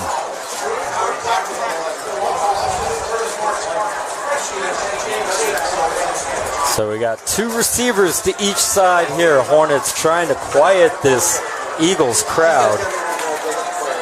Smith, QB draw, gets about 5 yards on the play. We'll see if they're just going to take it into the halftime here, the Hornets. I think everyone might be content to take it to the half. It looks like that's going to be the play. Hornets have 3 timeouts. They're not using them. I mean, even Milton could hypothetically get the ball back if they called a timeout there, but they're definitely not going to now. 4 receivers to the left side, and they're going to the single on the right. Oh, he catch is made. Oh, my goodness. See, it's almost like it doesn't make sense. Why not call a timeout there? I mean, you have all 3. You're basically saying we don't believe in our offense. We don't believe we're going to make it explosive. You just wasted 25 seconds, 20 seconds off the clock when you could have called a timeout. Now you're in a position where, oh, crap, we could have scored, but you wasted 15, 20 seconds. Dylan Williams looks like it was a one-handed reception on the far side of the field. He's not ready to go to halftime. Here's the snap to Smith underneath, and that's going up to the 30-yard line, getting out of bounds. Zeke Moore making a man miss, gaining a big chunk, 2 chunk plays. plays. And they've still got 3 timeouts. They're doing a great job there getting out of bounds, so clock's going to stop no matter what, even after the chains get set here. So as an offensive coordinator, you can really take your time here, dial up a shot. You have 3 timeouts, so the middle of the field is still available. Even if you get tackled in bounds, you can stop the clock.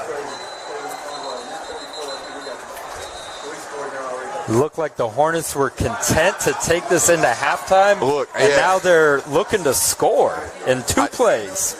I just wonder if you could ask Coach Hewitt, or Coach Pruitt, excuse me, hey, do you wish you would have called a timeout there? I mean, the 15, 20 seconds, whatever it was, I can't quite remember exactly the time that was wasted without calling a timeout there. But it would be adamant right now and pertinent to this situation if this were 45 seconds left on the clock as opposed to 30. I mean, 15 seconds, big difference at this point. It's 2 plays. It's 2 shots at the end zone. It zone. really is. Although all 3 timeouts still, so the whole field is in play.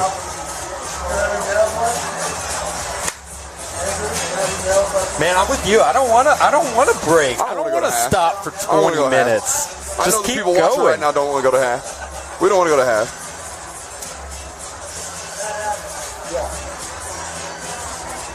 Get out your seats. Jump around. Jump around.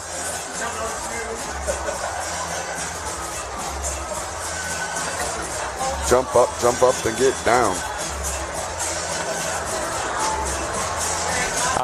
I don't know who's on the aux, but I'm a fan. It's been me the whole time, Colin, spoiler alert. All right, now, if I'm the Roswell Hornets, I know Robert Billings is a great safety. I know he's a great tackler. But I've got Ethan Nation matched up in the slot against a bigger safety right here. That would be where I would attack. We'll see where that goes. Chris Elko in motion. Goes underneath to Moore again. Moore makes a man miss up to the 26. Probably. Got to call your timeout if you're Roswell here. So you burn one now. Yep. You stop. As you're going to face a 2nd and 5. So at the 26-yard line, like you said, Brooks, 2nd and 5.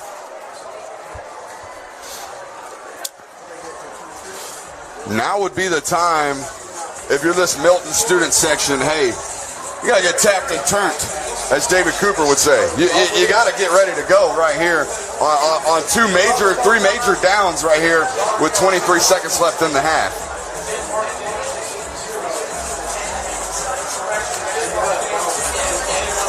We'll see if they bring the noise. Definitely a packed house. I mean, they got them stacked all the way to the concession stand. I'm going to need a burger at the half, too. So if anybody's listening and you down there in the concession stand watching us, your boy need a burger. Hold the cheese.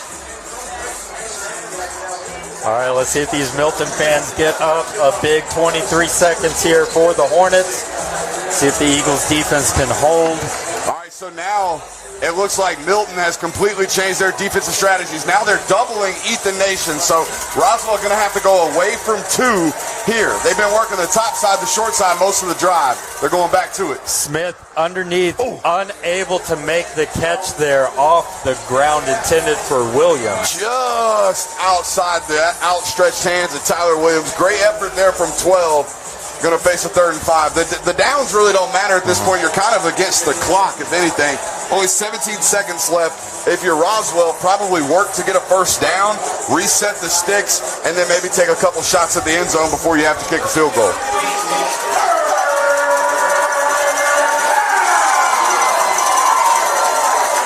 Same coverage here from Milton. You're seeing 3 over 2. They're sending 3 defenders over Ethan Nation and Ethan Cricht down at the bottom of your screen. Snap is to Smith. They had him. Smith looking. He had a man open. Williams was wide open down the sideline, and Smith didn't see him. Yeah, they were running along. I mean, essentially a smash concept where you take the number 1 wide receiver, you run him on a 5-yard hitch, and then you take that number 2 receiver and run him on a corner or a flag route. And they had Ethan Williams stretching right down the field. KJ Smith unable to see him. It might be one of those situations, Colin, where it's easy to sit up here in the box and say, my God, he's wide open. But the first time KJ Smith might have went to that read, it might have looked a little hairy for him, causing him to get off of it. By the time he ultimately got back to it, it was scramble time. Figure out what you can do with it. Yeah, it's easy for us. We got a bird's eye view. We see the whole field.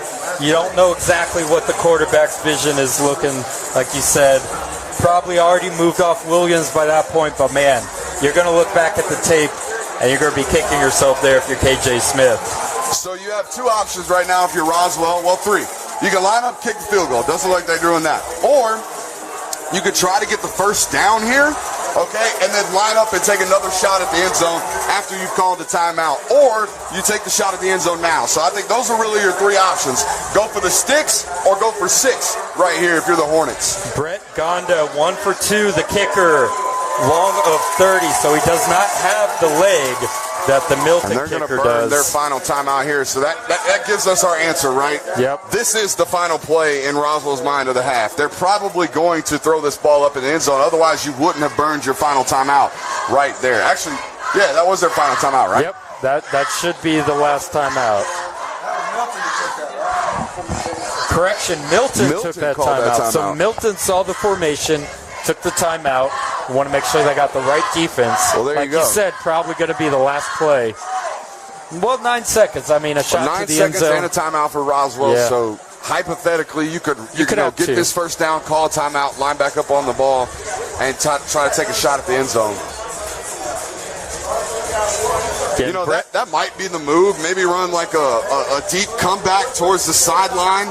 Maybe get a 10 to 12-yard reception and set up equates to a Hail Mary, if you will, from about the 15-yard line as opposed to the 27, you know? So as I said before, Brett Gonda, their kicker, his long on the season, 30 yards, so that would be to the 13-yard line if they want to have that. They're at the 27 now. 4th and 6, have to pick up this regardless. Smith takes the snap, and he's going to throw it to the sticks. Catch is made. That's Elko at the 20, and that is the final timeout. For the Hornets. Really good play call, and essentially what I said, hey, let's throw about a 10-yard completion, pick up a first down, and force what equates to now It's first and 10 from the 20, but it's essentially first and goal with one time down.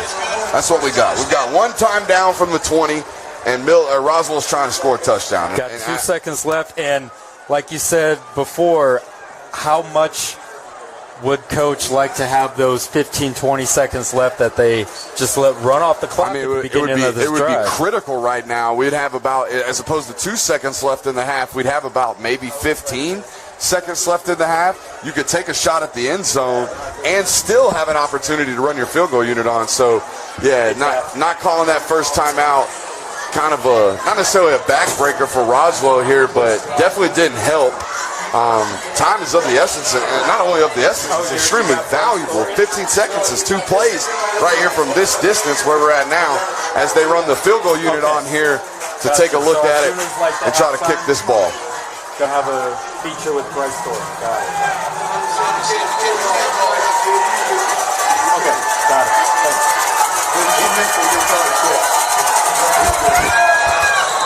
Gonna ice the kicker here. I think Milton had one timeout left, and they were gonna burn it. Oh no, they got an encroachment. I was gonna say, I didn't think Milton had a timeout. So they're gonna make the field goal a little bit easier here. Did he make the practice kick? I didn't even see.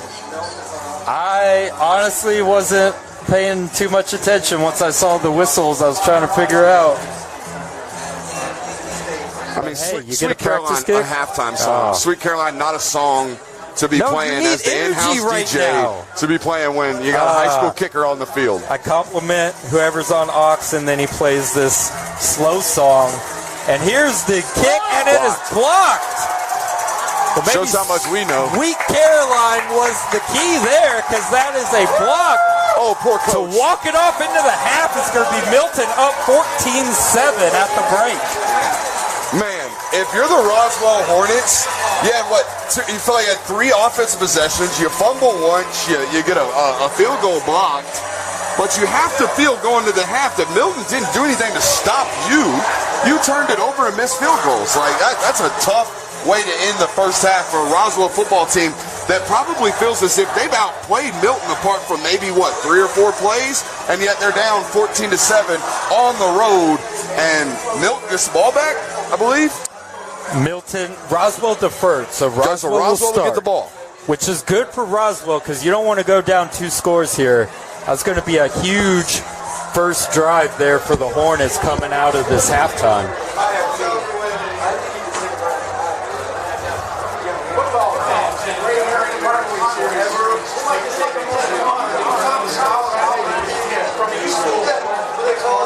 Got some awards here, recognition at midfield for both of these schools respectively.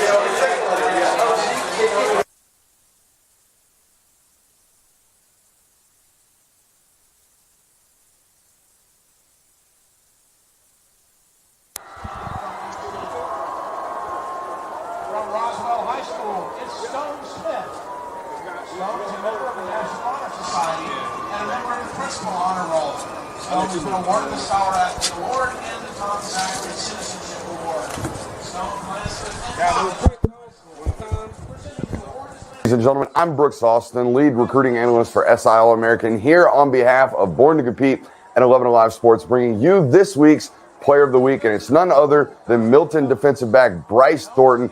Litany of Power 5 offers set to make his decision relatively soon, most likely between Alabama and Florida. We got a great highlight for you today. We're going to take a look at what makes Bryce Thornton, and why he is one of the most highly acclaimed and sought-after talents in the Peach State in the class of 2023. And I think you'll recognize right off the bat, it's all about ball skills, whether it be as a lockdown corner in the slot, whether it be as a high safety play in the middle of the field. Bryce Thornton impacts the football on Friday nights and will continue to do so on Saturdays as well. He has a great anticipatory mindset, has the ability to get to the spot where he needs to be first, and it's mostly off of instinctual plays like this right here, lined up over the number 2 wide receiver, okay, and jumps the route from the number 1 wide receiver. There you see him lined up over the slot receiver. He fades over Travis Hunter, the number 1 receiver, and ultimately picks that ball off in a state title game against Collins Hill. Here you see the ball production as well. The other thing I like about Bryson, obviously you can see on the tape, hey, some playmaking abilities, right? Not just trying to get the ball, but trying to score the ball once we get it in our hands. And you can see he adds value in the special teams unit as well. Likely we'll see this Friday night for Milton. He has enough of the top end speed and twitch to become a factor in special teams if need be. And a lot of that is the instincts he has with the ball in his hands. When are we going on? Okay. Here you're going to see Marietta try to throw a double pass, right? A trick play. But as you see, as the jet sweep is handed off, Thornton is receding, right? He's backing up. He's reading. Hey, they like to throw double pass out of this. We like the film study, right? That's a smart football player, one that's trying to be attacked by the opposition, but instead he comes up with a massive turnover yet again. The other thing I love about Bryce, hey, not just a ball production guy, not just a 7-on-7 dude. He will come down, he will stick his hat on you, and he'll stick you, right? He is a physical branded football player as well. That is our Athlete of the Week.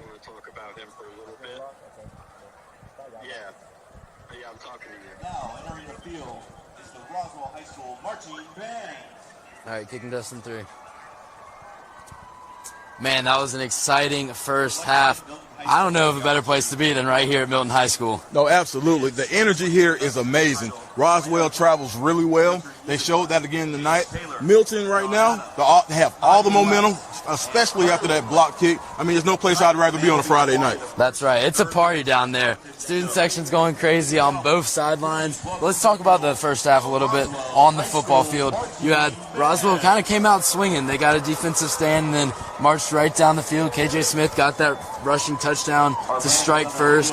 Roswell on the road went up 7-0. Everyone at Milton kind of got a little more quiet. They said, you know, this Roswell team, they're our rivals. They're pretty good. But no, they did not stutter. They came right back down the field, and Luke Nickel got that touchdown, tied it up, and then 2 turnovers later, forced by Milton, and then you had a 60-yard touchdown, gave them the lead going into the half. Yeah, absolutely. Yeah, I think, and one of the things I picked up on the most for the first half was the chess match going on between the two coaching staffs. You've got big-time players on both sides. Milton has a lot of guys on the perimeter that can make plays, DeBron Gatlin being one of them, Mark Estlin being another. And then on the flip side, you've got Ethan Nation, you've got Elko from Roswell. Yep.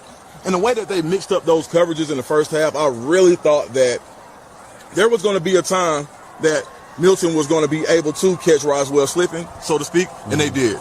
Yeah, they certainly did, and they took advantage of it. And let's talk about Milton's defense a little bit, because they had those 2 huge turnovers. They got the fumble, and then they didn't score on that next drive, but then the interception led to that 60-yard touchdown. What struck out to you most about the Milton defense? We just watched something about Bryce Thornton. I think the outside of the secondary for Milton, who everybody knows about, I think watching this young defensive line grow up after the loss of an All-American player, a really young defensive line. A lot of people, when they think about Milton, they're not thinking about the defensive line. You have so many stars on the other side, on both sides of the ball. Yeah. But the defensive line, the way they've been playing, they've been holding their leverage at the point of attack, and I think that it's really boded well for them as the game continues to go on. It's been a war in the trenches for sure. Absolutely. It seems like after every play, there's either a big hit. Both teams, the offense is trying to fall forward, but you got the whole defense pursuing the ball, and it's just been, you can tell, it's a rivalry, and they do not want to lose this game. No, absolutely. I mean, even on the big hit that I saw, we saw Nakai Davenport, the big running back from Roswell, hit the sideline. You got a 5'9" corner that comes up, and I mean, absolutely sticks him. And he gets up and he celebrates, and the crowd goes wild. And what it lets me know is this is personal. This isn't just the irregular game. Yeah. These guys grew up together. They know a lot about each other. So being able to have that familiarity and to still show each other up, I think it's really been a big part of the game tonight. And the showmanship is something I've really appreciated.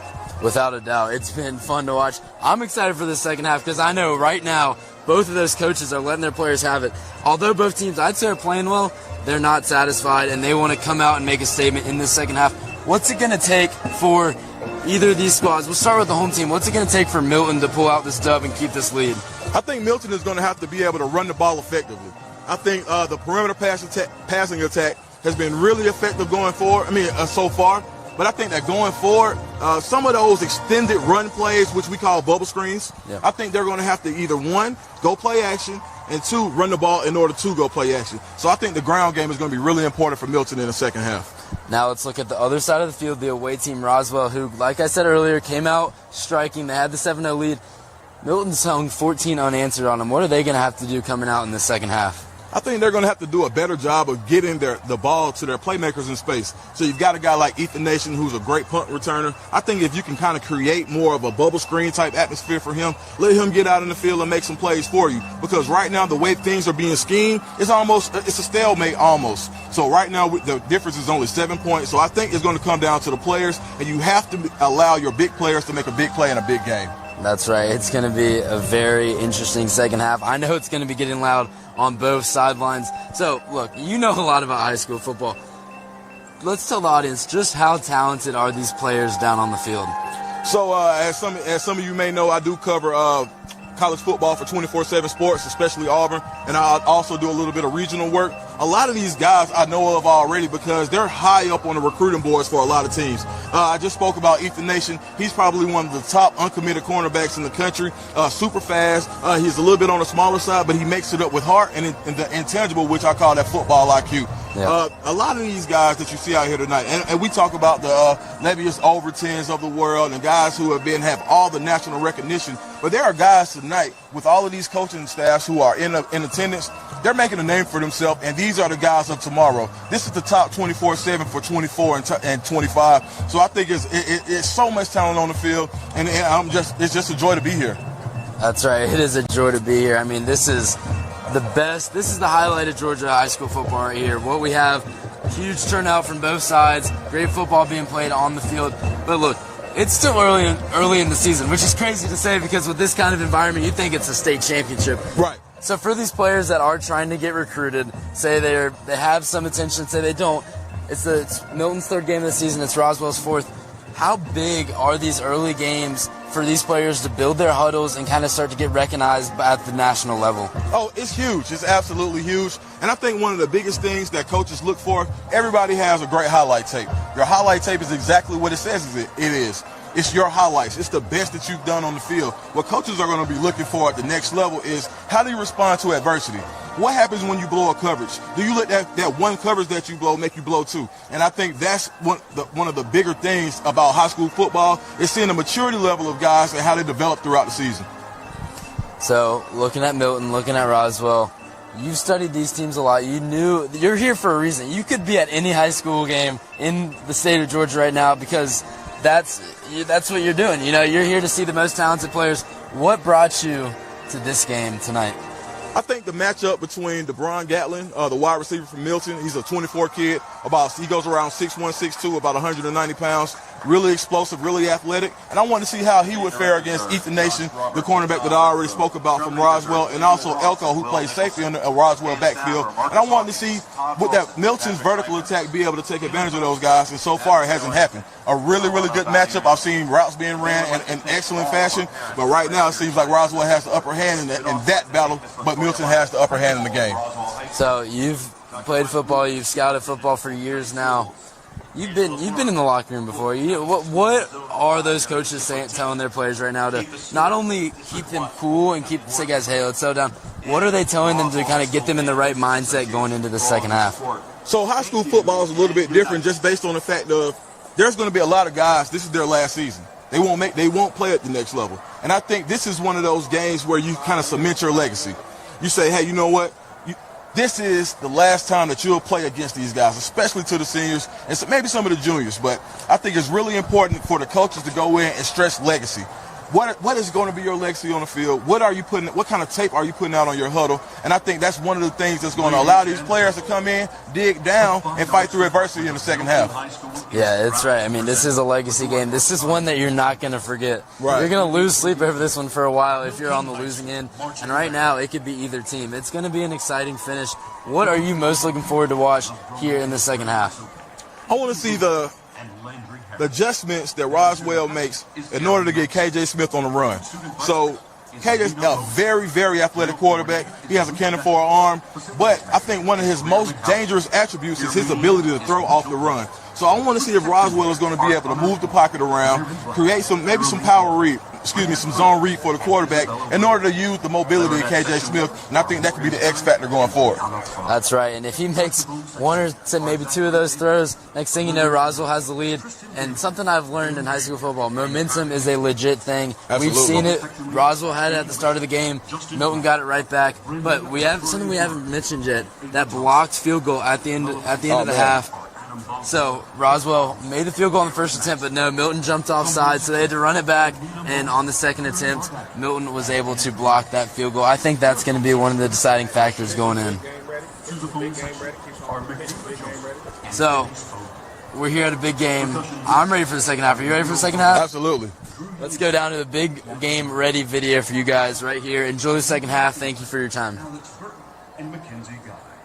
Color guard captains are Hannah Bishop, Sammy Frank, and Molly Sanders.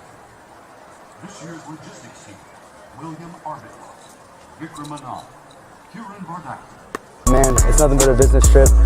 We just got to go get stuff done, go get paid, and come out with a victory. When I think of Milton, I just think of all the bad blood and history there is between it, and I'm excited to get my shot at it and show them what Roswell's about. When I think of Roswell, they're just another opponent. You got to handle business. We know they're going to come and give it their best because it's a rivalry game, but we just got to handle business every week, and it's just another regular opponent for us. When I think of Milton, I think it's our turn to beat them. So we're the only class who hasn't. This year's our year. The Milton-Roswell rivalry is one of the biggest games, one of the oldest rivalries in the state. So it's always heated. Year after year, it never matters who we have, who they have, what our record is, what their record is. You know it's going to be a game that's going to come down to the wire. Both teams are going to play hard. Both teams are going to sell out. Incredible atmosphere. So we're just looking forward to being in that. I think when I think of Milton, I instantly think of the Roswell-Milton rivalry and everything that entails with that. It's one of the biggest games of the year, regardless if it's football, basketball, baseball. Two communities that are extremely proud of their team and two communities that are super close. They've played this game for 70 years or more. We play teams in our region now that haven't been open more than 20 years. So the long-term impact of this rivalry is seen and heard and debated over, all the way back as far as you can go in our history book. So when I think of the Roswell-Milton game, it's an important thing for our community. It's an important thing for our team. As a coach, you want to try to take it as another game, but you'd be lying if you say the kids aren't more excited and more focused and more driven this week. And really just an opportunity for us as a team to continue to grow and continue to have success this year. I think the key to scoring on Roswell this year, we got to establish a run game so that they respect our passes when we pass. But the other thing is just getting the ball to everybody. We got so many talented guys on this offense, an O-line that can produce, a tight end. We got so many wide receivers, a great running back, but we just gotta go out and ball. The keys this year to stopping Milton's offense are just being disciplined, flying around and being more physical than them, and basically just beating them against their will. Keys to stopping Roswell offense is we gotta bring it and we gotta tackle. We gotta wrap up. We missed a lot of tackles last week, but we practicing hard this week to get that better. Wrap up and force turnovers to get the offensive ball and chances to score. The keys to scoring on Milton are communicating and being more physical and just putting them in the ground and wearing them down over the course of the game. The keys to us beating Roswell is just basic football fundamentals. We're 0-2 right now. Played two of the top teams in the nation so far. Our kids have fought, they've battled, but we got to be better at tackling. We got to make sure that we wrap up and don't let their ball carriers get extra yards after contact. And then offensively, we just got to make sure we don't shoot ourselves in the foot. We've been moving the ball well at times, but there's always that play or two here or there that we seem to kill ourselves. It'll stop the drive. So if we just do those two things correctly, we'll be in this ball game and it'll be a hell of a show. Major differences between us, between last year and this year. I think our team is a lot more, I wouldn't say the word like seasoned, but more experienced. We're playing for a lot more, playing for 5, and I think we put a lot of work in the offseason. We went out bad last year. This year, we're going to come out and show them how this offseason went. I think if you look at it from just the X's and O's thing, Milton lost a lot of players. Roswell also lost a lot of players, so it's a lot of players that have had a chance to play in this rivalry at a small level, but this year it's going to be a big opportunity for both programs to play in this big atmosphere and a big game. that means the world to both communities and both teams. Roswell's big game ready. Let's ride. Hey, this is Milton Eagles, and we're always big game ready. Roswell's big game ready. I'm big game ready. Let's go. Team 73 is going to be ready to go. Go Hornets. Big game ready. Let's get it.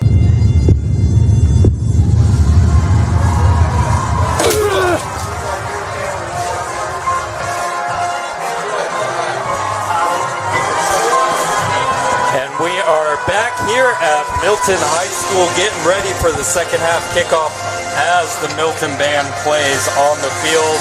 We've seen the Milton Eagles trying to get their first win of the season, up 14-7 on the undefeated Roswell Hornets. And it's been back and forth. Couple mistakes there by the Hornets. Milton ends the half on a blocked field goal. Brooks, what have you seen so far here out of these two teams? So I think for Milton, I've seen 3 explosive, monumental, momentum-changing type plays today.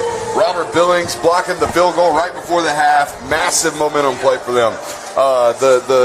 The fullback screen, if you will, to our boy Moskowitz going about 45 yards. That was a massive play. And then Spooner taking it 65 yards for a tutty as well. Those 3 plays, I think, have been the difference in this first half. And I honestly think if you're this Roswell Hornets football team on the other sideline, you have to be like, daggum, we did almost everything right in that first half. If we just eliminate a couple of boneheaded mistakes, if we just keep the ball, we're not down 7. I felt like Roswell was the better football team in the first half. Milton was the football team, however, that capitalized the most. Well, Roswell has 24 minutes to figure it out, and they will start with the ball. Very important drive to start things off. Again, these are 2 of the best teams in the entire state of Georgia going head-to-head. And you wouldn't expect anything else but a game that's going to come down to the final possession. We'll talk about the second half here in a second. The production of this band. Okay, yes. Give the band some I love band. I love marching band. Dude, my sister actually, she was a marching band, Georgia Tech. I'm just thinking of the budget that goes into the Milton marching band. I mean, the uniforms that they have on have to be alternates, right? I mean, this isn't school colors. They showed up in red and blue, the school's colors, and here they are in a combination of blue and yellow and pink and purple. And these are their performance unis. These aren't the school unis. Yeah, these are their they're the performance unis. So Would you be a tuba man? Tuba? Oh, they'd probably just give me the cymbals and make me sit in the back and go. You'll have the stationary cymbal right there, the giant one. All you got to do is just hit it. Just hit it. There you go. No, shout out to my sister. She was a trombone player throughout high school and at Georgia Tech. Love me some good marching band. We got some good ones here. You know that one, don't you? That's UGA's fight song, isn't it? All right, we got a second half coming our way. About 3 minutes left before we kick off this second half between Roswell and Milton. A 14-7 football game. Roswell going to get the ball back. I would imagine this offense is probably chomping at the bit to get the ball. Again, if you're Roswell's offense, you got to feel pretty confident about what you did in the first half, except for what's on the scoreboard. I mean, Roswell, they've moved the ball every time they've had it. They just, like you said, Davenport fumbled inside the 30, missed the field goal at the end of the half. Other than, I mean, they've moved the ball, just mistakes at the end of drives. That's what it's going to take. The Hornets just have, they finished drives in the second half. You would think they would come out on top, but Milton is not a team that's going to go away. They're looking for their first win. Speaking of chomping at the bit, senior night here for the Eagles. Senior night and a massive football game that means a lot in this portion of the state of Georgia. This North Atlanta, Cobb County, Roswell, Alpharetta area. This is a battle that happens every year that means a lot to both of these programs.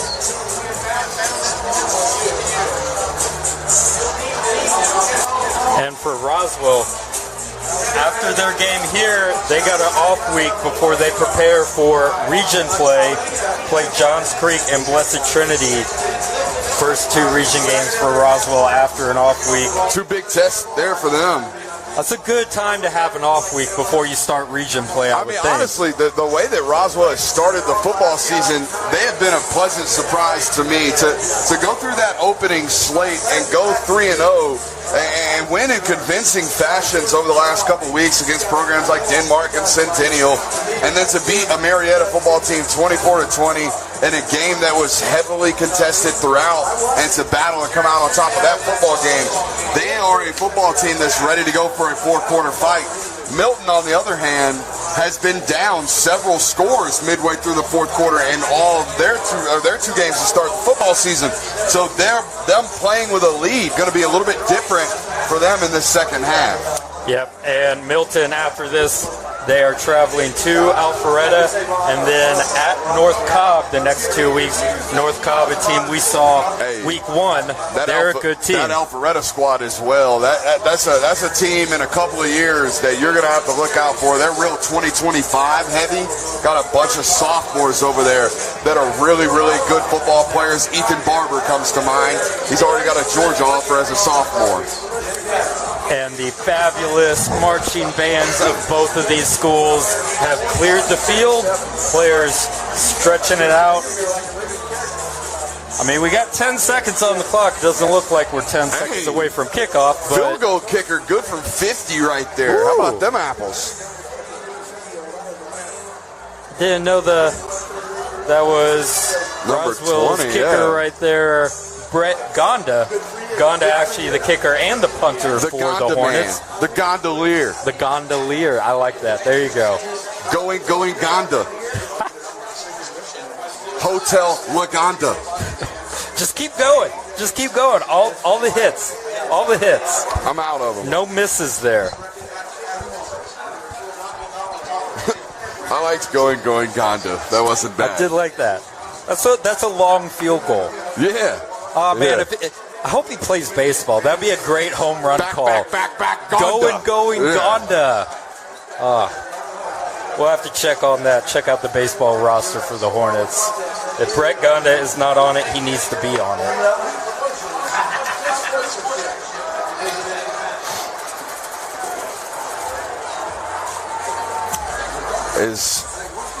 This is interesting. I see Bryce Thornton geared back up, back on the sideline here for Milton.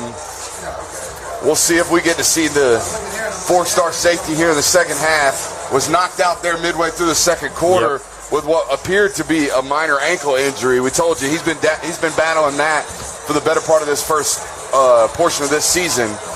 That would be big for the Eagles if he comes back. And here's the kick to start the second half into the end zone. Hornets will start at the 20. Kickers for these teams, very good. Not a lot of return opportunities on the kickoffs. Special teams as a whole, pretty good and standardly good for both of these programs. Good special teams unit, a sign of good coaching. And if you're well-oiled on all 3 phases, you got a chance to win on Friday nights. Yep, that's what I was going to say. 3 phases of football. Got to win 2 out of 3. Yep. Got to win 2 out of 3. All right, so we are going to see Bryce Thornton return to action at the deep safety spot, number 7 back there. Hobbled by an ankle injury in the first half. His teammate Robert Billings going to do the man-to-man responsibilities down at the bottom. Elko motions out right, and that is Davenport getting about a 5-yard gain. Solid chunk on first down. It'll be 2nd and 5. You know, he was Nakai Davenport obviously their best and most effective and efficient, option in the first half. Ran it pretty effectively, and he's rushed for over 300 yards on the season already.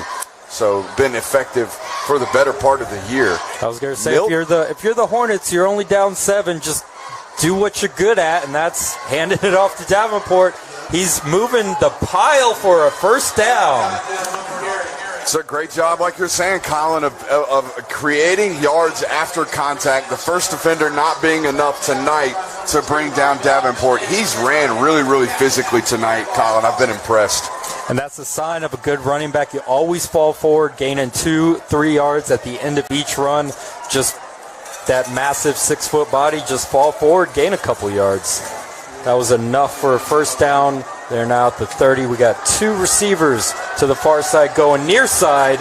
Catch is made for a 5-yard gain. That was to Ethan Nation on the reception. Yeah, his second reception of the football game. Just a nice pitch and catch.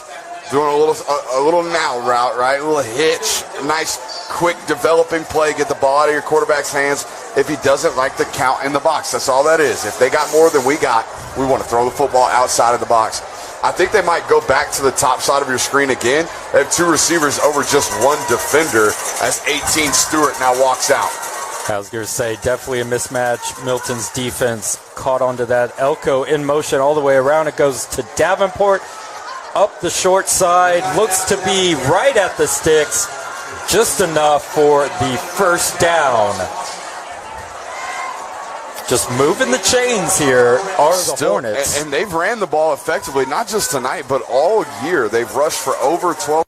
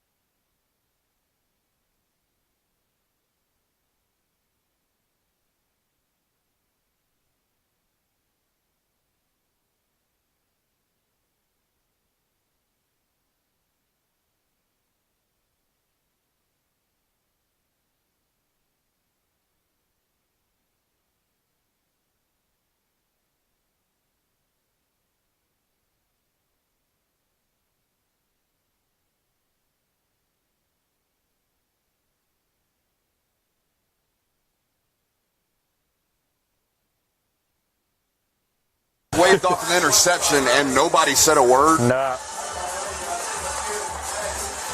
If we were in Tennessee, mustard bottles would already be on the field. Now this seems a little redundant. The refs are having to walk it 15 and then walk it back 15. Just keep it where it is. I don't quite understand.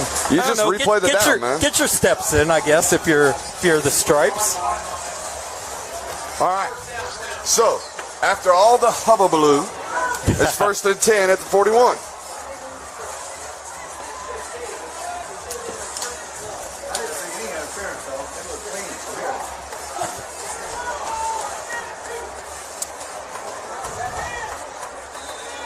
So we got 2 receivers to the left, single receiver to the right, Davenport in the back.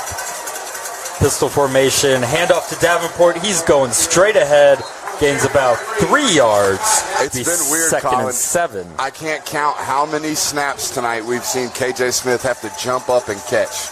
Now, I know he's not a 6'5" quarterback, don't get me wrong, but the snaps have been relatively high all night, and it hasn't come back to bite Roswell just yet. As something to keep an eye on for sure. All it takes is one to just, and as you said, outside of 3 plays, Roswell has controlled this game. Fumble snap high over the head. That would be another one of those killer plays. Elko in motion. Smith takes the snap, throws it to Davenport off his hands.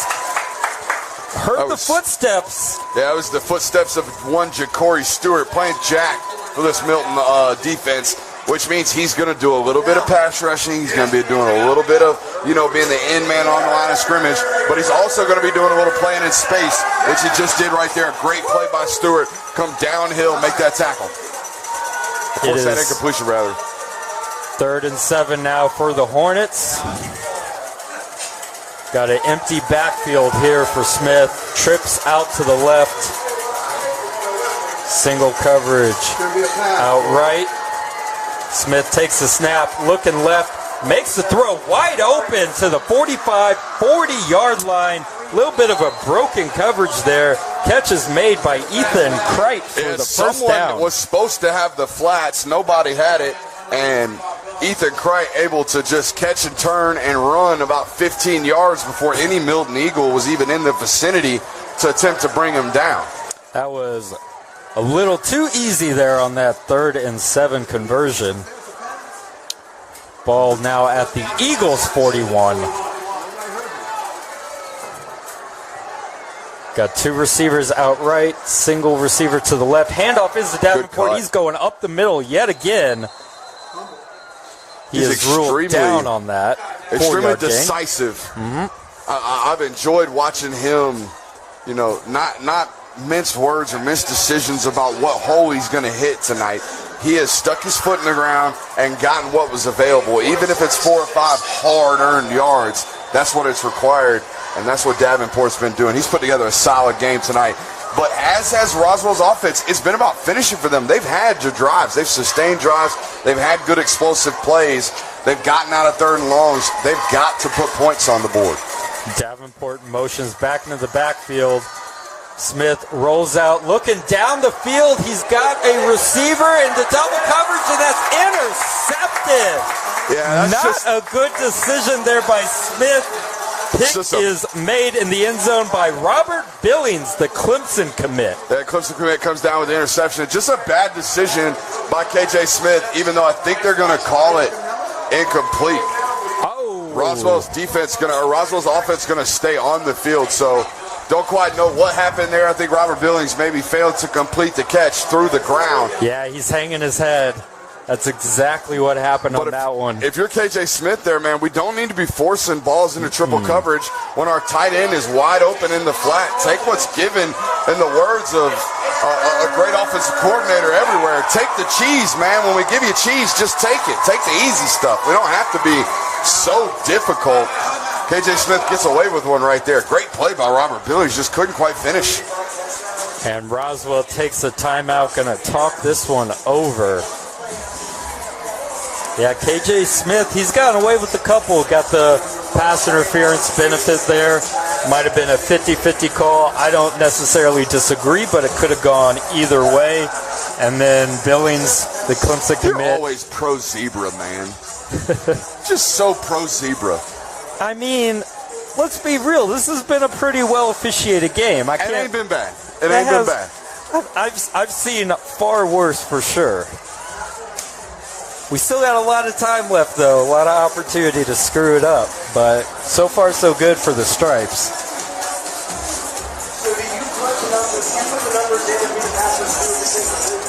It's a great night for football. I know we're here in the box under this nice protection, but it's about 72-ish degrees outside. Got a nice little wind whippering. It's nice, man. It's good football night here in North Atlanta. Windows open here in the press box.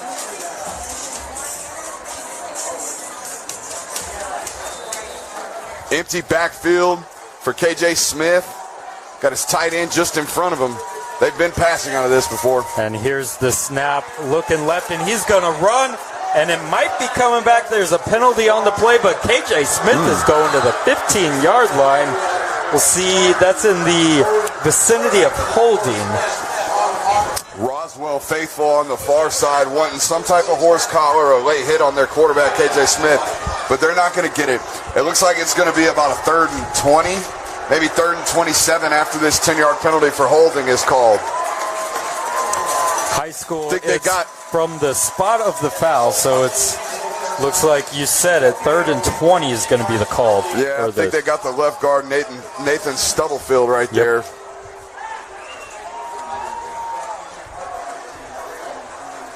So back in their own territory now are the Hornets. We've actually had some offensive line changes on the inside for Roswell. Their starting center Nigel Kevin Gordado not in. Nigel Hall in the game now. So that could have changed some of the snapping issues we alluded to earlier.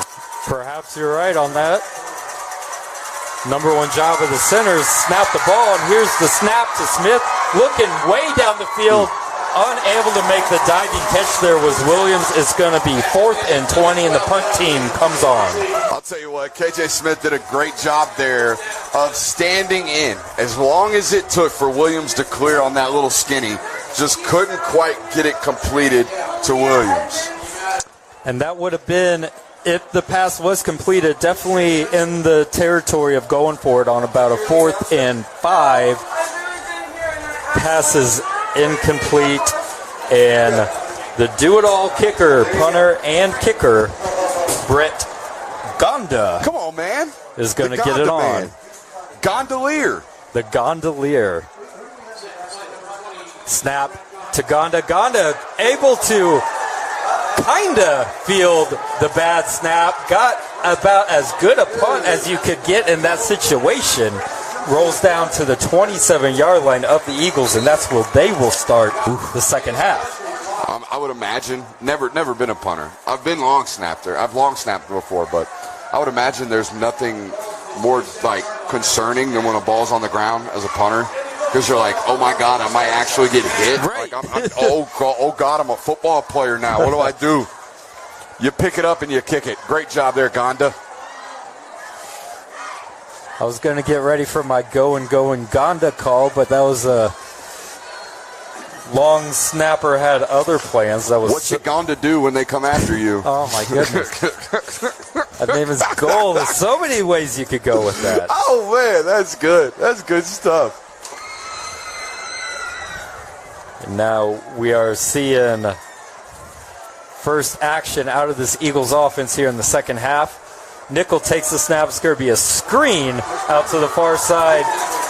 Looks to be close to the first down by Gatling, and there's a flag on the play. Yeah, back judge throwing that one. So I think maybe he's going to potentially call a hold on Milton. It's weird to see the back judge throw that one on a screen pass from all the way back on the backside 40. Face mask, maybe? Potentially. Something he would have had to have seen from all the way in the back that nobody else could have. So, yeah, it ventures into holding or face mask. Something blatant is what the back judge's job's back there to do. Well, we'll see. Here comes the head official. Personal foul, face mask. Offensive on the face offense. mask. Interessante. So that will back up the Eagles.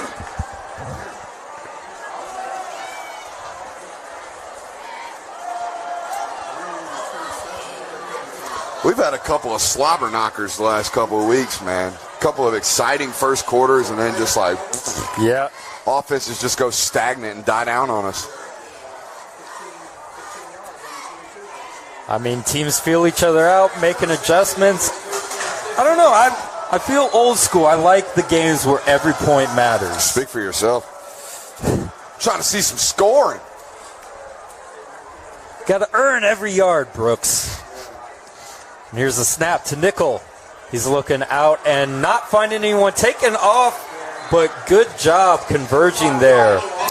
Making the tackle. Number 54 there, the nose tackling on the tackle. Devin Redmond, the junior nose guard. Good job staying disciplined there by Redmond. Getting Nickel before he could pick up any momentum.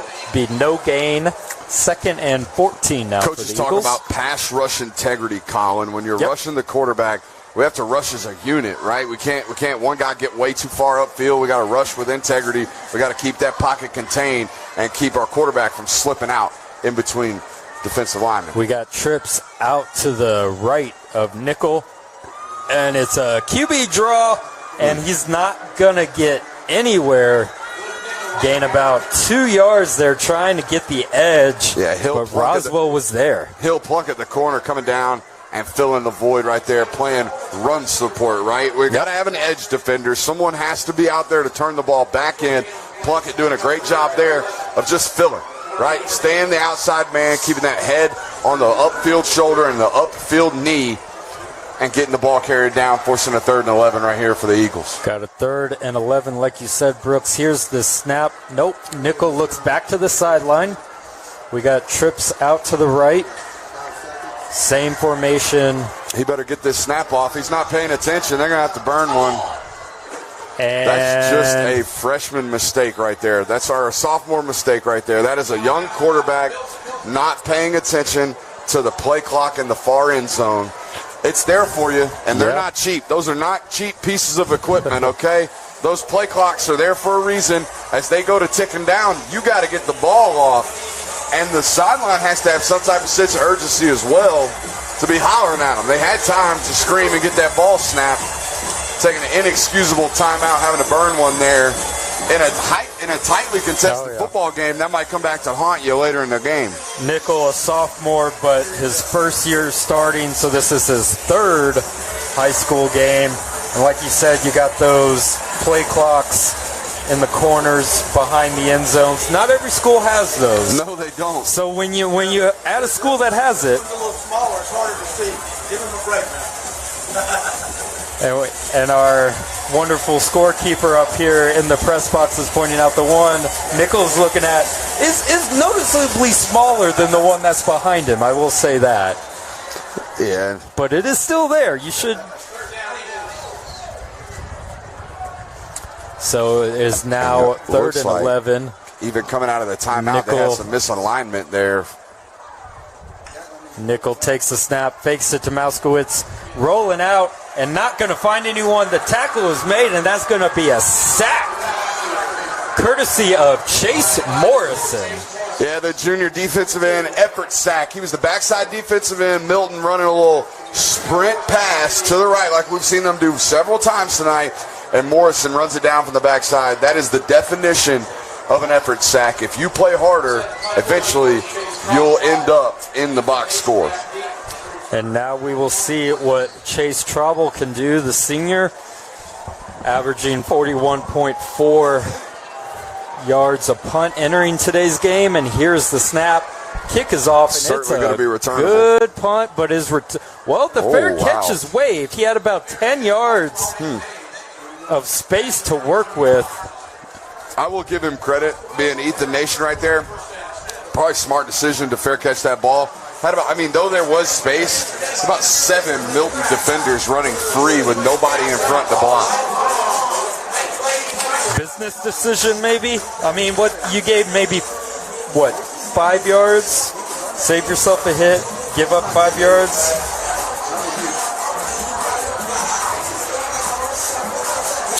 I'm still just baffled that Roswell only has 7 points tonight. Yeah. I just feel like they've played way too good offensively to have that be the result on the scoreboard. 4:35 left in the 3rd quarter. Roswell. Going to get a false start here from Roswell. Just some pre-snap movement there from the left tackle, Anthony Knapp, it looks like. I think he's had a great football game tonight, being Knapp. Knapp, yep. Over there at the left tackle spot. Most of their successful runs have come off tackle. Most due to Knapp's performance, as well as the right tackle, Andrew Stargell, the sophomore on the far side. 6'5", 230 juniors, Knapp, 6'4", 270 sophomore, Stargell, the 2 tackles, and this is a handoff given to Davenport. We got another flag on the play. I think they're going to get number 6, Zeke Moore, the tight end, here on a hold out on the edge. And Roswell's going in the wrong direction here.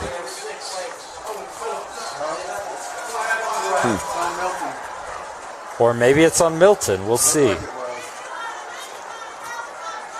Face mask on the Eagles.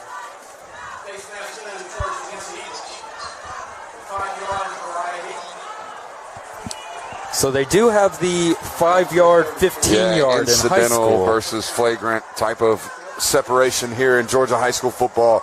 They incidental face mask are 5 yards and got flagrant. rid of that in the NFL and college, but still here at Georgia, GHSA. So get a 1st and 7 here. The rare 1st and 7. Elko in motion, high snap, taken by Smith.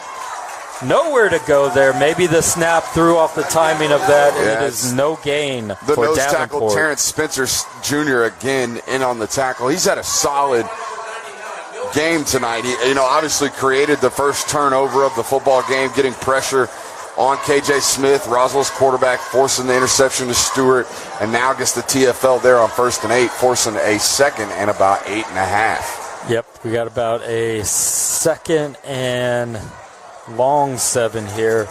Trips to the far side, looking to the near side, throwing into double coverage. Intended receiver Ethan Kright. Yeah, Kright bracketed right there. 28, the corner on the top side with the linebacker Ja'Cory Stewart up underneath. Call that high-low, right? Play the safety over the top of him, play the linebacker up underneath them. As a big 3rd and 8 pops up here for the Roswell Hornets. This has by far been probably their worst drive of the game so far. They have yet to kind of stall out like this in this football game, so this would be a disappointing 3rd and 8 if they're not able to convert. Got some urgency here out of Smith. 3rd and 8, trying to keep this drive alive. Takes the snap, rolling out. He's got room. He throws it down the field, making the catch. Wow. Is he in bounds? He is in. Toe tap in. What a There's catch. Ethan Nation. My goodness. We said he was obviously one of their best players, if not their best player, and he needed to make a flash play on offense. That's exactly what he was. Even as a defensive back, Colin, he's known for his ball skills, led the state in interceptions as a sophomore. And Roswell's looking to go fast. Got to give credit to Smith. That was thrown where only it could be thrown, right over the head of Ja'Cory Stewart into the hands of Ethan Smith. Big first down. Here's the snap. Handing it off to Elko. Elko unable to get the corner. He's going to lose a couple. Be 2nd and 12. Wyatt Smalley put a lick on KJ Smith right there. If you're running an RPO, ladies and gentlemen, if you're a quarterback, you are hot. Especially if you just made a play with your legs or extended a play with your legs. They are not going to shy away from hitting you on read options.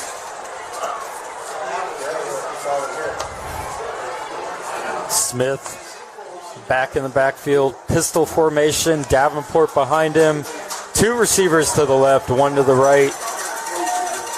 Got a 2nd and 12, snap is taken, off to Davenport, up the middle, and he's carrying defenders. Got hit about the line of scrimmage and ended up gaining about 4. Yeah, it looked like the defensive lineman Owen Phillips was in the backfield there, couldn't quite wrap him up and bring him down. I still believe, despite the fact that we saw going down to hit about a 50-yarder in between the first half and the second half, I still think you're in 4-down territory if you're Roswell right here. So 3rd and 8, you got 2 downs to pick it up if you need it. They're going to motion to empty. 5 receiver set now, empty backfield. Smith takes the snap, and that is going to be intercepted. That's Wyatt Smalley, Colin. He did a great job showing pressure at the snap and then dropped. That's what we call a simulated pressure. Georgia made it famous this year. Wyatt Smalley stepping in tonight for the injured Caleb Moran, and he makes the play of the game so far. Roswell, again, man, as soon as you feel like you're driving, you're in green zone, you're in a territory where you feel like you can take a shot or make a play and put points on the board, and Milton makes the play. Right there, Wyatt Smalley comes up with an interception. Huge for the Eagles. To your point, Roswell has not had a drive that they've entered Eagle territory. Every single one of their drives, this whole game, and they have 7 points on the board. We've only seen Gonda punt once tonight. I mean, offensively, they've had successful results. They just can't put the ball in the end zone. So the Eagles take over, trips to the left, throwing back to the right side, and that is to Gatling. Good gain on first down. It'll be about 2nd and 3. Sure opportunity if you're the Milton Eagles to really finish a football game, really polish off a win right now. I know We still got 90 seconds left in the third quarter, but if you have a long, methodical drive here, let's say 6-7 minutes, you're walking down the length of the field and you score, go up 21-7 here, that's going to be back-breaking for this Roswell Hornets team. We got trips to the left again. Motion out as Mouskowitz is going to be a Big screen hit. and blown up there by Chris Elko. Yeah, playing wide receiver. Told you earlier in the game, he, as a wide receiver, has some Ivy League looks. Flipping over, playing some defensive back here as they need him bad to finish out this football game and make a play. Well, that was an Ivy League play right there. Very smart read by Chris Elko. I feel like Roswell's defense has done a great job taking away the screen game tonight. They just haven't done a good enough job of avoiding the explosive. Got trips now. Another to screen the far coming back. side and play. Just got the ball off. Not a lot there. Good coverage on that tackle made by Hill Plunkett.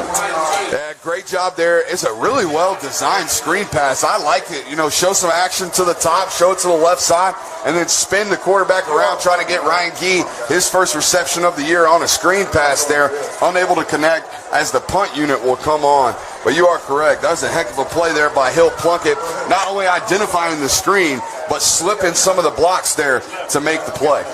And that is a huge 3-and-out by the defense following the interception. Yeah, great answer. Great answer for the Hornets squad right there as they're going to get their offense the ball back, hopefully, after this punt. Chase Trouble. You got to think Ethan Nation wants to make a play, though, Colin. You got to think. And there's going to be a flag as contact was made to the punter. We'll see if it's Are they going to get a running 15. into the punter? Might be 5.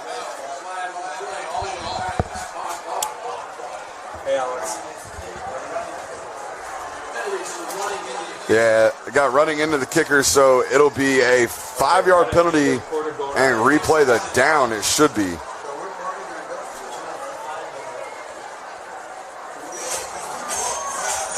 Oh, crime mob? What? I see a bunch of kids in the Milton student section getting a little hype to this song. No way they know about crime mob. There's just no way.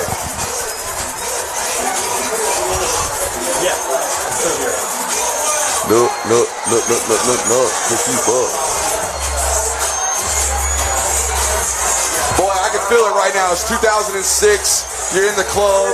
You got a white tee going on. It's hot. It's sweaty. Nothing you butt comes on. Yeah, just give me a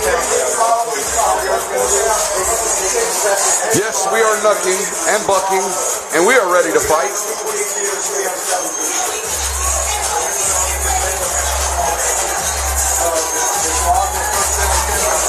All right, so 15 seconds left here in the third quarter. Roswell has the football. 1st and 10. On what is a critical drive for the Hornets. They're going to need 82 yards for the score.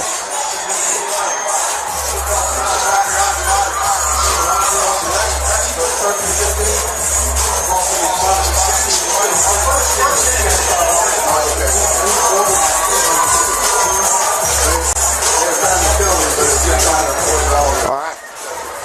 Looks like we got Hayden Thompson, the backup quarterback, in for the first time all night. And he'll go to the air. Golly, talk about the Stones coming off the sideline right there. First play all game, and they ask you to throw a dart right there to your receiver. Hayden Thompson, a transfer in from, I believe, Riverwood High School. The junior quarterback, about 6'3 and a half. He's got a live arm to boot. As that is the end of the third quarter. As Milton leads 14-7 here at Milton High School, and we have an injured player on the field. Looks like it's going to be a cramp. Again, we told you on the very first broadcast, nothing but a little Holt juice will fix this, baby. Gallon of water, ladies and gentlemen, drink half of it. Put a 33-ounce Pedialyte in that joker, okay? And then another 33-ounce Gatorade in that thing, and you will never cramp again the rest of your life, okay? Don't care if you're playing both ways. if it's hotter than you know what outside in the middle of summer, okay, you will never cramp if you mess around with that Hulk juice. So, Brooks, I want to ask you, what do you think about putting Hayden Thompson in at this point? You talking about the quarterback change? Yeah, the quarterback. Do you think that's, just kind of changing things up? Do you think that's a criticism on Smith? I don't think Smith has played particularly bad. They've played both of them all year long. That is true. Hayden Thompson has gotten some run in these football games up to this point. So if you're going to go make a change, maybe it is after an interception, because perhaps you do feel like you've become a little bit stagnant in the offensive, passing attack. And Hayden Thompson is that better thrower, if you will, true thrower. But what KJ Smith provides in terms of his legs, his ability to extend plays and win off of, off script, those things have led to explosive plays for this Roswell football team. So you kind of give and take right here. Putting Hayden Thompson in, perhaps you think maybe you could throw it a little bit better, but maybe you're not as explosive. I was going to say, Hayden Thompson, very capable quarterback. The senior actually has an offer from Temple. So you got a backup quarterback with a D1 offer on your team. That's got to be pretty good feeling there for Coach Pruitt. Going to Thompson here in the fourth quarter. We got a 2nd and 6 to start things off. Takes the snap, looking down the field, throwing it deep down the field, and going to just call it incidental contact. No flags on the play. That's exactly what they're going to do. It looks like Ethan Kright and the defender for Milton got tied up, feet get tangled, both go down, as you called it. Perfect call by you, Colin. Incidental contacts, and I think it was a good call from the Zebra as well. See? I give the Zebras credit. There you go. Okay. I was going to say, by the time I feel like the refs looking that way, they're both on the ground. It's hard to really call it one way or another. One of those good old, feet tangled.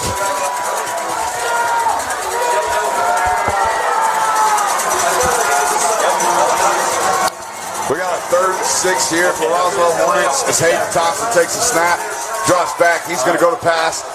Klesko will drop. Ooh, Elko, excuse me. Wow, Hayden Thompson couldn't have thrown a better ball there. Elko dropped. And we're going to go down to the sidelines with Landon. Landon, what do you got for us?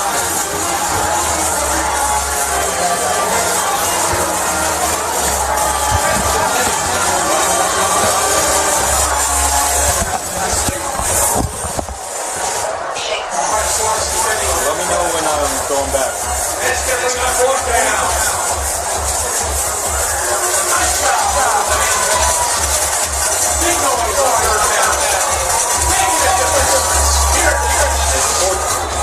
Okay, they're fine.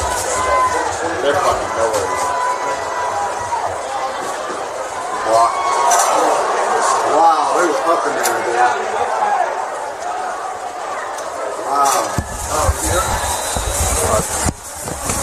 And punt is barely able to get off. I'm surprised that was not blocked. Yeah, Robert Billings already with a PAT block, or a field goal block on the game. He almost jumped over the upbacks and blocked that punt there. I was going to say, Billings 6'2", looked like he jumped another 6'2" in the air there. Somehow, punt was able to get off by Brett Gonda, our favorite guy. Going Gonda on that punt. Billings was almost Gonda the other way. So now Milton takes back over on offense after teams trading punts at the 24-yard line. Handoff to Mauskowitz. He reverses field. He's at the 35, going to the 40, at the 50, cutting back. No going out of bounds here for Mauskowitz. He is to the Roswell 42. I mean, he doesn't look like a running back, but he's been getting the job done today. I've been impressed with his ability to actually make the first defender miss. Normally a big bruiser type of a body style, but he's done a great job in space today. And getting on the ball, going fast are the Eagles. Here's the snap to Nickel, handing it back. Nope, faking the handoff, and he's going to take it himself. Minimal gain, about a yard for Nickel.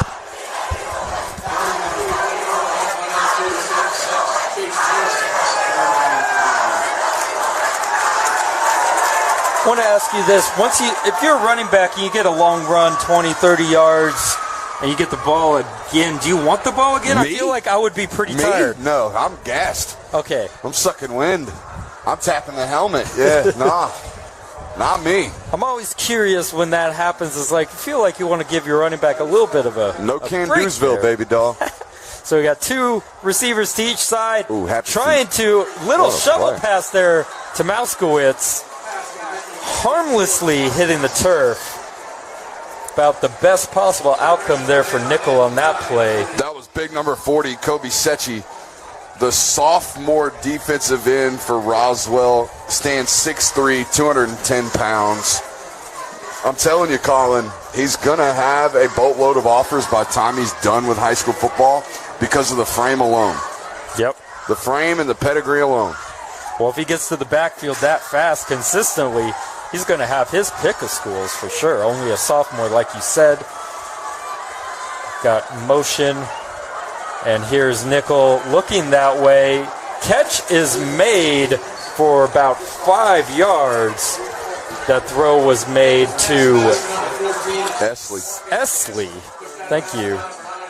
First time I think I've called Esley's name in the second half after calling his name about a dozen times. I mean, he seemed to be the entire offense during the first couple of possessions, at least majority of the target share, but you are correct. That's the first time they've been back to him here in the second half. So it's now 4th and 5. We got two receivers out left. Snap. And there's a flag, and it looks like that's going to be a motion penalty, and that's a killer for the Eagles. Wonder if they're going to punt it away now after that. What do you think? You play field position, you're up 7. Yeah, you're up 7 and your defense is held in the red zone all night tonight. Yeah, you definitely bring the punt unit on here. Try to pin them back deep. And that is exactly what the Eagles are doing. Felipe Mota trying to, that's Chase Trouble. Mota, the field goal kicker. Trouble, 3 punts inside the 20 on the season, trying to make it 4. And here's the kick. And not a great kick. That is not going to be inside the 20. We'll see where they mark that. That ball went outside the fence over there on the far side of the track. He tried to angle that, and he angled it a little bit too much. And it's going to be at the 30. So that's about 12-yard punt. Not ideal. Colin, Roswell gets the ball back. 9.5 minutes left in this ball game, down 7. You haven't really been stopped. I know, that sounds crazy. They've only got 7 points on the board. Milton's done a great job creating turnovers, right? Has 2 interceptions on the game and a fumble. But outside of that, Roswell has moved the football. It's been about protecting it and scoring. That's the objective, right? You got to score points. They've yielded hardly any of those as Hayden Thompson comes out for his second possession. And we got trips to the right. Going empty Backfield now, 2 to the left. Looking, it's going to be a screen pass to Elko. Elko gets through the slip seam for the first down. 11-yard gain. He's got some juice, man. I'm telling you, you saw him catch that ball and get upfield and show a little bit of twitch, a little bit of fire right there. That was a perfect setup there. Tunnel screen. Found the tube, and he went down for a first down. Tube, tunnel, synonymous. It's cool to see when that play works, and it's off to Davenport now. Good hard run. Always dragging a defender, it seems, for at least 3-4 yards to end every run there.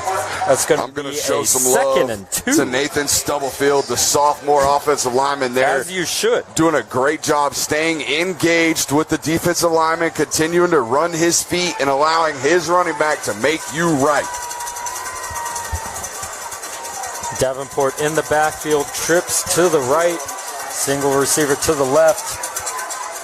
Looking down the field, and that's Elko. Elko bobbles the ball and unable to make the catch. Play was made by Bryce Thornton. Hayden Thompson's been absolute dialed in since entering this football game. That's 2 drops on 2 perfectly placed footballs by Elko right there.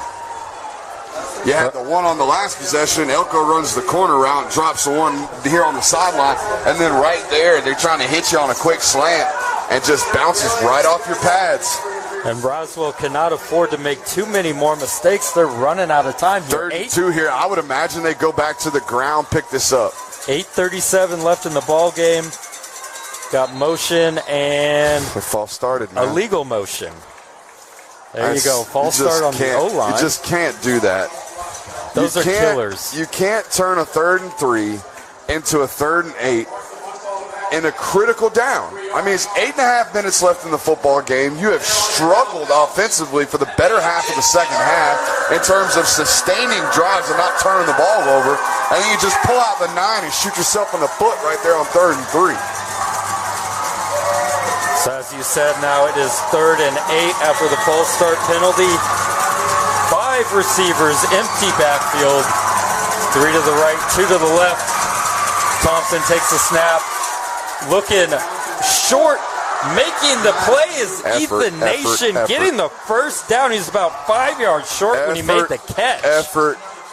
That's what it's been about tonight for both of these football teams. That was an effort play by Ethan Nation, sustaining the first tackle, fighting for that extra yards, and picking up the first down. They got to get the stick set right here. Roswell's trying to play fast. They're going to see this is unfortunate for Roswell. They're trying to hold the ball. They're going to blow it dead. That is so unfortunate for Roswell. The home sticks on the far side, unable to get set. The white hat unable to blow the whistle to start the play clock. Roswell stopped now. So we got a live ball now as the clock's set and begins to run. 8 minutes and 19 seconds left as it's ticking. Roswell driving. And I really don't know what the holdup there was. I've definitely seen faster plays. The sticks on the far side. Did they get set stuck? The first down markers. Well, I know. Yeah. I don't know why they took so long to set them. At any rate, 5 receivers, empty backfield. Here's Thompson standing in, making the perfect pass to Nation again. Spin move to the 35-yard line. Ethan Nation. I'm extremely impressed with what Hayden Thompson's being able to do right now. Most young quarterbacks are unwilling to stand in there and do what he just did, which is wait. There it is. Got to drive it and got to withstand whatever pressure's in his face while doing so. Ball at the 34-yard line now. We got 3 out to the left. Single receiver to the right. Short side. Tight end in the backfield. Here's Thompson. He's looking that way. High throw. Probably the first miss we've seen out of Thompson, but still hit the hands of his receiver, Williams. And as he was throwing it, he takes a shot right up underneath the chin. So, yeah, you would imagine that ball's elevated a little bit. I'm sorry, but Dylan Williams, you got to come down with that ball. Get 2 hands on your football. Your quarterback's back there fighting his backside off, taking shots left and right. Catch the football, man. So that brings up a 2nd and 10 from the Milton 34. Got 7:38 in the ball game. Hornets trail by 7. 2 receivers out left. Handoff to Davenport. He's going to the outside off tackle. Got about 4 yards on the carry. I love it, 72. I'm going to give you a shouts right now. I can't find you, so let me go dig through that roster. That's Andrew Ryan, the backup offensive center in there at left guard. Doing just a great job of efforting, straining, keeping that outside arm free, don't get called for a hold, and then finish the block. Great job there, setting up a 3rd and 5 here, as Hayden Thompson's been the go-to, right? The quarterback here, inserting into the football game, and he's been locked and dialed, and they're going to go to empty, so you'd imagine they go to him right here. Davenport motions out far, and that is a throw down. Got a receiver, and there's the flag in the end zone. Unable to turn around. There was Dylan Lewis. Pass interference on the Eagles. Yeah, Hayden Thompson trying to hit Ethan Kright, the track star, down at the bottom of your screen. I think if that ball's thrown a little bit earlier, Colin, it's a touchdown. He got on top of the corner so quickly, stacked him, got back on top of him. Hayden Thompson just underthrows him just slightly, just a bit. Milton's defensive back fails to get his head around. Easy as day. Pass interference call for the referee. Well, consolation prize, they get 15 yards, first down on the 3rd and 5 play. Not a touchdown, but 1st and 10 at the 15 here now for Thompson and the Hornets. 2 receivers to each side. Thompson looking, rolling. He's going to run with it. He's at the 10, and he's going to lower the shoulder. gets to about the 6, but there is a flag. That, to me, looks like a quarterback that's been itching to prove that he's trying to win over his football team right now. That's exactly what's going on. You got two senior quarterbacks, KJ Smith and Hayden Thompson, two extremely, extremely talented football players for two totally different reasons, right? They could not be any more different. But you see Hayden Thompson putting that shoulder down. It's coming back, I know. Yeah. But those are the types of football plays that win over the other 10 guys in the huddle. So that is going back to the 28-yard line. First down is at the 5. Do the math, that's 2nd and 23. 1st and 23, Second zip code? Yep. About a quarter of the field here. Rolling out is Thompson. Looking down the field. Going to take off and gain not really anything. Back to the line of scrimmage. It'll be 2nd and 23. I think they got away with a little bit of a hold as well, did Roswell. So we'll see a 2nd and about 20 here. Maybe a screen pass, some type of tunnel, right? I mean, Hayden Thompson's done a good job driving the ball down the field so far since entering the football game. But you don't have to get all 20 yards here. What you do have to do is set up at least a 3rd and 12 or less. You can't be facing a 3rd and 20 because you try to get all 20 of these right here and force an incompletion. Got trips to the left, looking out that way, and finding Elko. I don't know how that ball got to the receiver. That's actually the tight end number 6, Zeke Thank Moore. you. Yes, on the Zeke catch. Moore. And that seemed to go right through the body of Ja'Cory Stewart. I thought that was for sure going to be another pick. You know, I wouldn't say the footwork from Thompson's perfect right now. It's certainly not. The processing, he's not really matching his feet with his eyes. But that's all correctable if you've got a man arm. He's got a big boy arm. Feet are all jacked up right now, but he's really driving the ball and winning with arm talent and arm strength. So they did exactly what they needed to do. They got a little more than half of the yardage back. It's 3rd and 11. Thompson takes the snap, firing to the end zone to Elko, and that play is broken up. Bryce Thornton with a big pass deflection right there. They have needed a big play to happen and someone on this defense to step up. Bryce Thornton does it right there on a 3rd and 12 to force a 4th and 12 right here.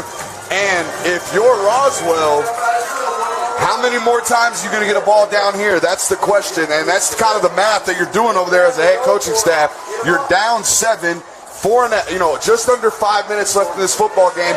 Probably not going to get another opportunity here inside the 20. They're going for it. This is the game, Colin. 4th and 11, 3 receivers. Milton calling a timeout. Yeah, Milton's going to call a timeout. I don't love that. They're at the disadvantage. They're facing the 4th and 12. If they manage to score this football, you have 2 timeouts left, okay, moving forward. Well, we'll see if it pays off here for Milton. I can't disagree. Coaches obviously wanting their defense in the right formation, but 12, which play caller is the one under pressure? Yeah, the guy that's got to get 12 yards. Not that many plays in the playbook for a 12-yard game. But just want to go back to that previous play and that with was Bryce their Thornton. second timeout, by the So way. they They're have only one down left. to Milton, 1. Yep. That's killer. But with Bryce Thornton, you said one of their best players. You like to see your best players stepping up in the big moments, and that's exactly what Bryce Thornton did, breaking up that pass to Elko. So I think if you're Milton here, hey, maybe dial up just a little bit of pressure.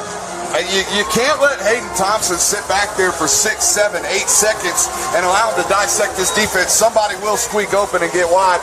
I would also be paying attention to Ethan Nation if he is on the field, which he is. He's in the slot at the top of your screen with a linebacker over him, okay? Ooh, that's not a good matchup for the Eagles to have a linebacker on Nation. Thompson takes the snap. He's going down for the sack. Will Parton. What a massive play. The linebacker, Will Parton, comes up big for the Milton Eagles right there on 4th and 12. We told you can't let Hayden Thompson sit back there. They only rush 4. Parton does a great job beating his man, winning his one-on-one as he blows kisses to the opposition. I mean, you called it, Brooks, and I got to imagine that's what that timeout was for. They changed the call, make sure they bring some pressure, and they got him. And honestly, it didn't look like they dialed up anything specific. It looked like Parton beat his guy, right? And that's what sometimes it boils down to. Are you going to win your 111th? Are you going to win your job right here on 4th and 12? Milton does exactly that, and they get off the field. 4:50 left in the ball game. Milton up 14-7. You got to imagine they want to run some clock here. And that's a high snap. Great job by Nickel to come down with it. That could have been a disaster. Uh-oh.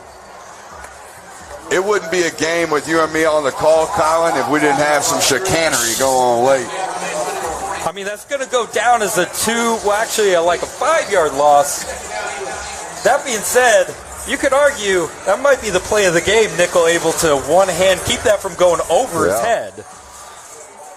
One of those unsung plays right there. How about that name? Top 5 name. Brody Benotti, the center, a 5'11", Brody Benotti, 165-pound soaking wet center here in 6A football. You got to love it. Got to get that snap down there. Benotti does good snap on that, and the handoff. Keeping the ball there is Nickel. Nickel's going to gain. I think they missed a face mask, too. That was a tremendous keep from Luke Nickel there. Doing a great job just reading that backside in. Look, just overcommitted. Let's pull it. Let's get ourselves out on the edge, matched up with maybe a safety or a linebacker. See if we can make a guy miss. Going to face a 3rd and 10 here. If you're Milton's offense, I probably just keep running that clock, honestly. Clock is running. About 3:30 left in the game. 3rd and 10. And they got a false start. They got the jump. They got an encroachment. I mean, it's been like that all game, hadn't it been? Right? Every opportunity for Milton to make a play, they've made it. Every opportunity for Roswell to step up and make a play, it seems like they've withered and faltered in those moments.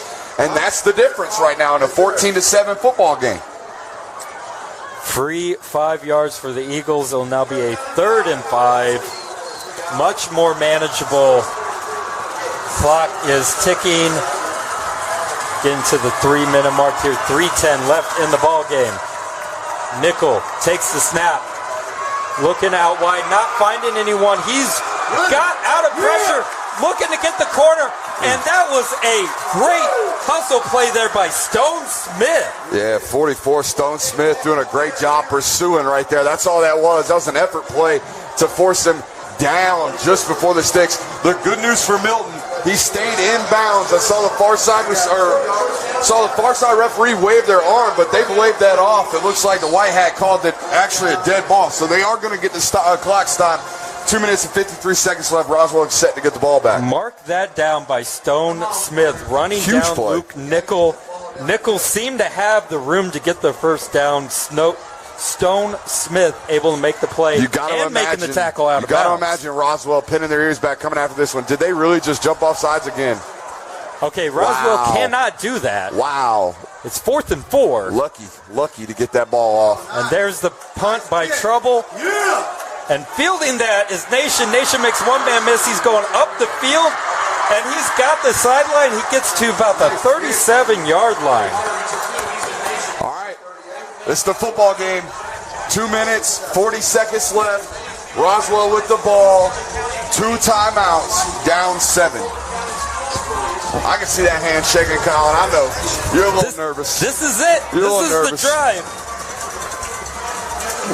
Roswell's been one drive away for seemingly the entire You game. work all offseason as an offense for a 4-minute situation like that, and to go 3 and out for Milton, that's got to be a gut punch. An absolute gut punch. And on the other side, you practice this 2-minute situation. Just as much as the 4. So let's see if Roswell's able to pay off that practice here. Fake handoff. Oh, through the hands of Elko. That's 3 drops for Chris Elko in the second half alone. But he's also been the player that's been making the plays. I mean, he's been the guy, right? He's been the guy that's been their best receiver so far in terms of a statistical production standpoint.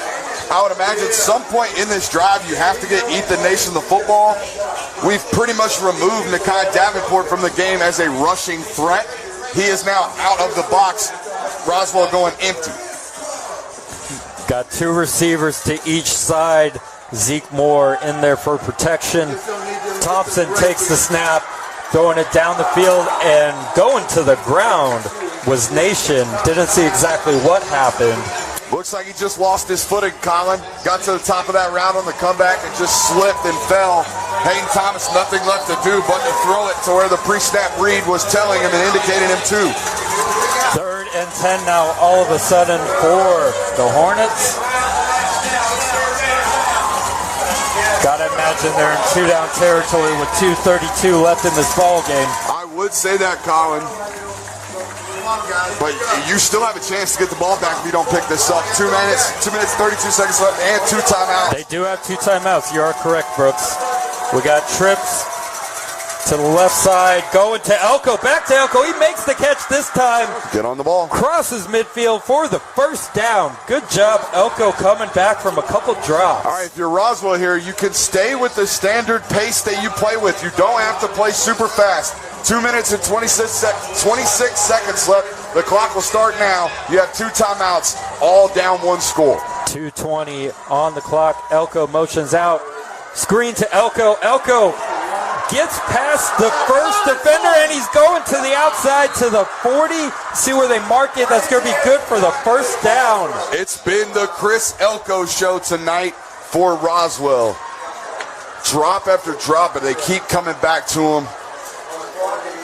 Well, this is why you keep coming back to Elko. Normally a receiver drops the handing in the ball off right now on a run play. He's a do-everything guy. He's lined up in the backfield for the first time all game. Trips out to the left, single to the right. Elko out of the backfield. They were looking that way, and the ball's on the ground. And Elko dives on it. Wow, there was about 5 Eagle players there, and Elko winds up with it. Hayden Thompson, young quarterbacks, you have got to understand we've got to have 2 hands on the football at all times. All that was Hayden Thompson trying to make a play and extend with his legs, and he didn't have 2 hands on the football. It will be a long second down. That was a loss of about 14 yards, so 2nd and 24 now, but the Hornets retain possession. Just got to get chunks. There's a timeout by Roswell, so they're down to 1 timeout. Yeah, you have to stop the clock and reconvene your offense, and you can't waste it by spiking a ball. You can't waste a down on what was now 2nd and 20. So Roswell forced to burn their 2nd timeout there, despite what the scoreboard says. I believe that leaves them with 1 the rest of the football game. Yep, scoreboard will be updated. That was their 2nd timeout. Again, we want to give a shout out to all of you guys watching right now. If you're watching us on YouTube, Facebook, however, interact with the page, man. Hit that thumbs up button, show some love. Got a great football game right now going on. Roswell, deep breath, crisis averted, but the task is still tall. 2nd and 24 at their own 49-yard line. Minute and 48 left. 3 receivers out left, 1 to the right. Zeke Moore, tight end, back there for protection.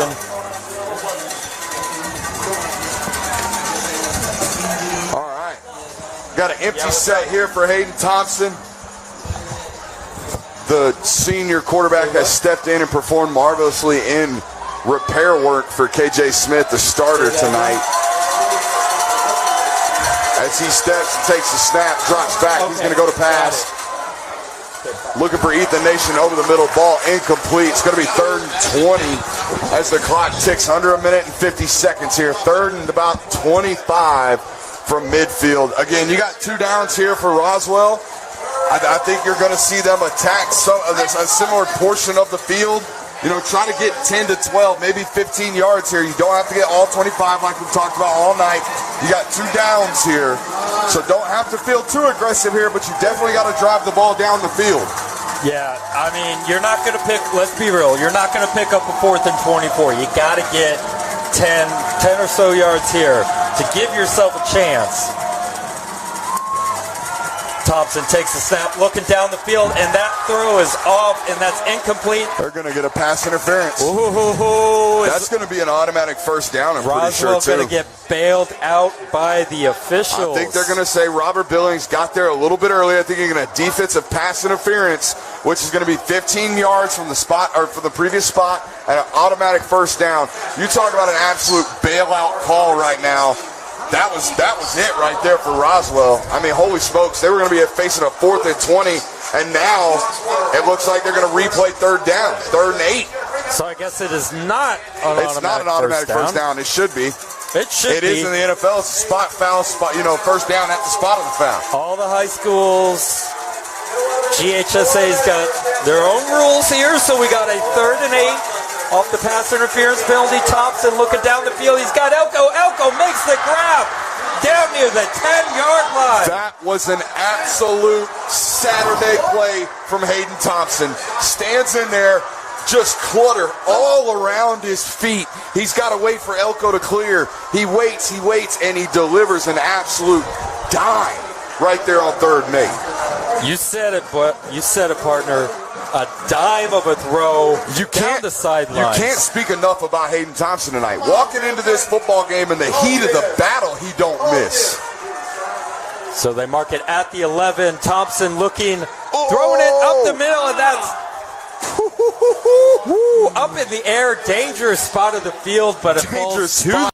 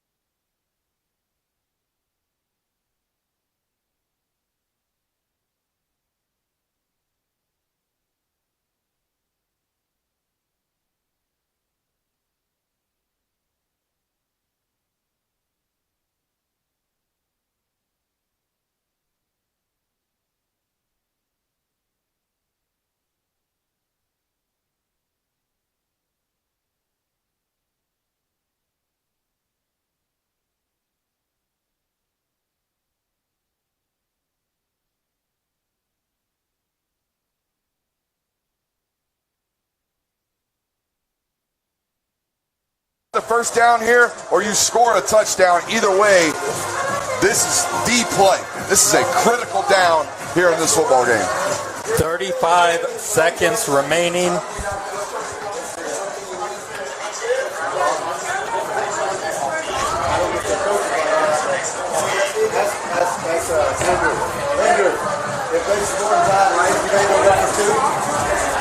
Roswell calls their second to final timeout right there.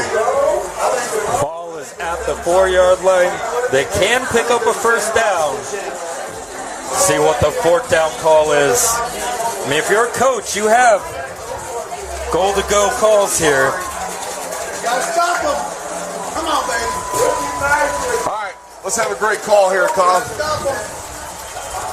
Your coach Pruitt, you got your best play call here right now. This situation, got a bunch formation to the left. Pistol set.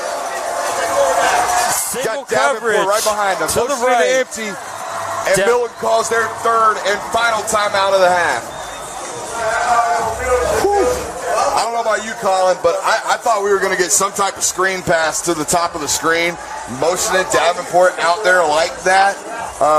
That's kind of been an indicator for a screen pass. So interesting to see Milton kind of letting Roswell develop everything pre-snap and then calling their timeout. So We'll see if Roswell comes back with the same offensive style and output here. I was going to say, I think that was exactly what that call was going to be.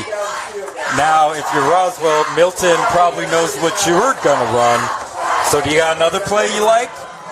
You got another play you like just as much that you're going to run out now, or is it going to be the same formation? For me, I know it's fourth and 4 pretty much takes running the ball out. Yep. Like 4th and 3, we can't afford to get stopped short. Probably can't afford to run the ball, and that sounds blasphemous for a Roswell football team who's ran it at like 9.5 yards a clip tonight. They just can't have the opportunity to run it because they've been down. So let's see what the formation is. Same formation. Nice starting empty here. Davenport on the bottom. But a very similar situation in the sense that they got trips bunched to the top. Trips to the top. Got 2 receivers at the bottom. Same exact motions over. Thompson looking that way. Throws in the end zone. Is broken up. Wow. And that's the ball game. Milton is going to hold on. What a way to win your first football game for this Milton Eagles football team. Again, we told you at the start, probably the best 0-2 football team in the state of Georgia, and it looks like they're going to get their first W here tonight. And what a fashion and way to do it.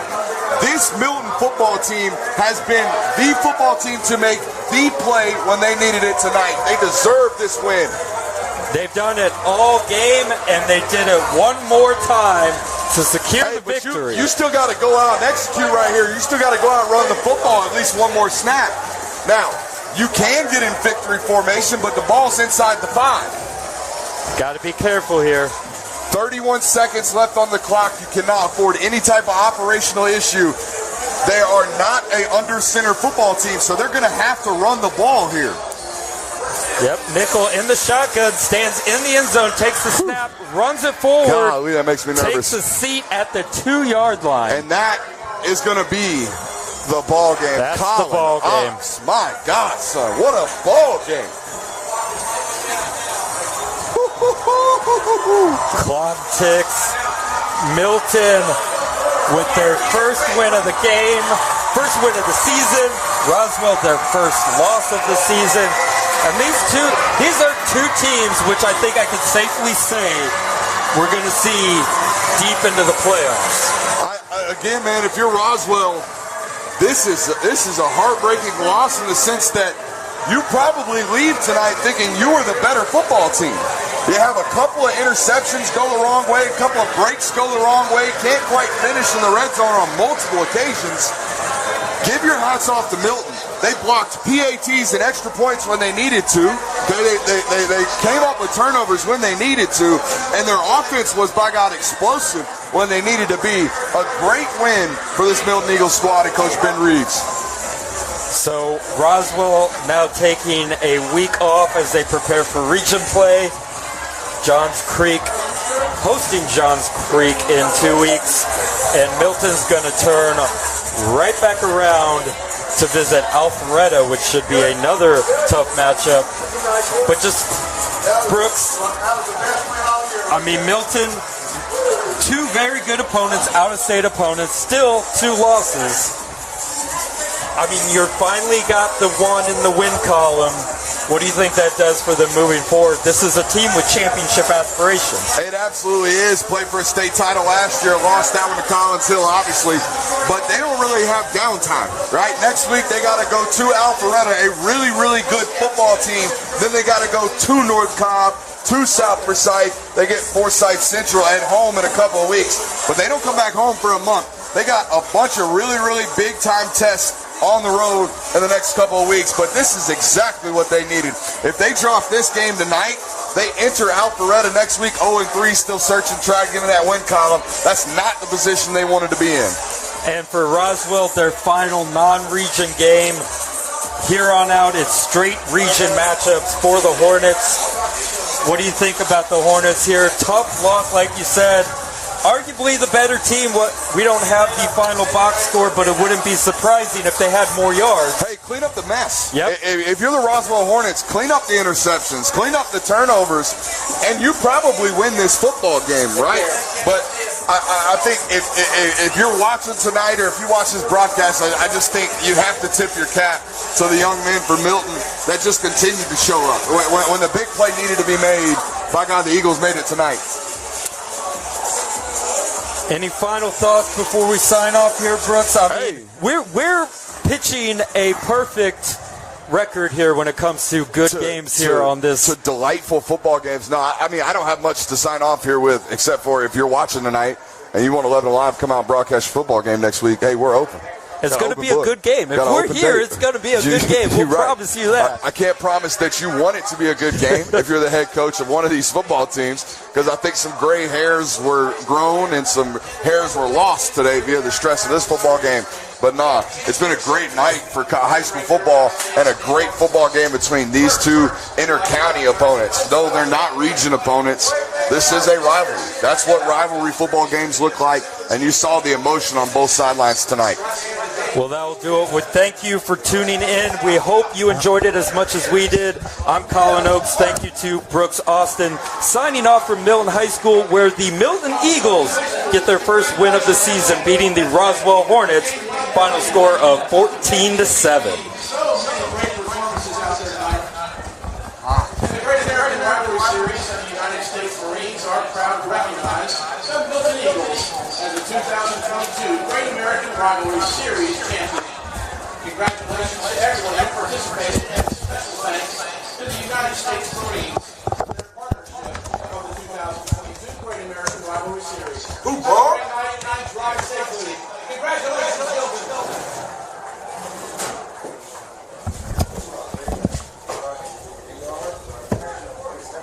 Okay, see you guys next time. Thanks for that.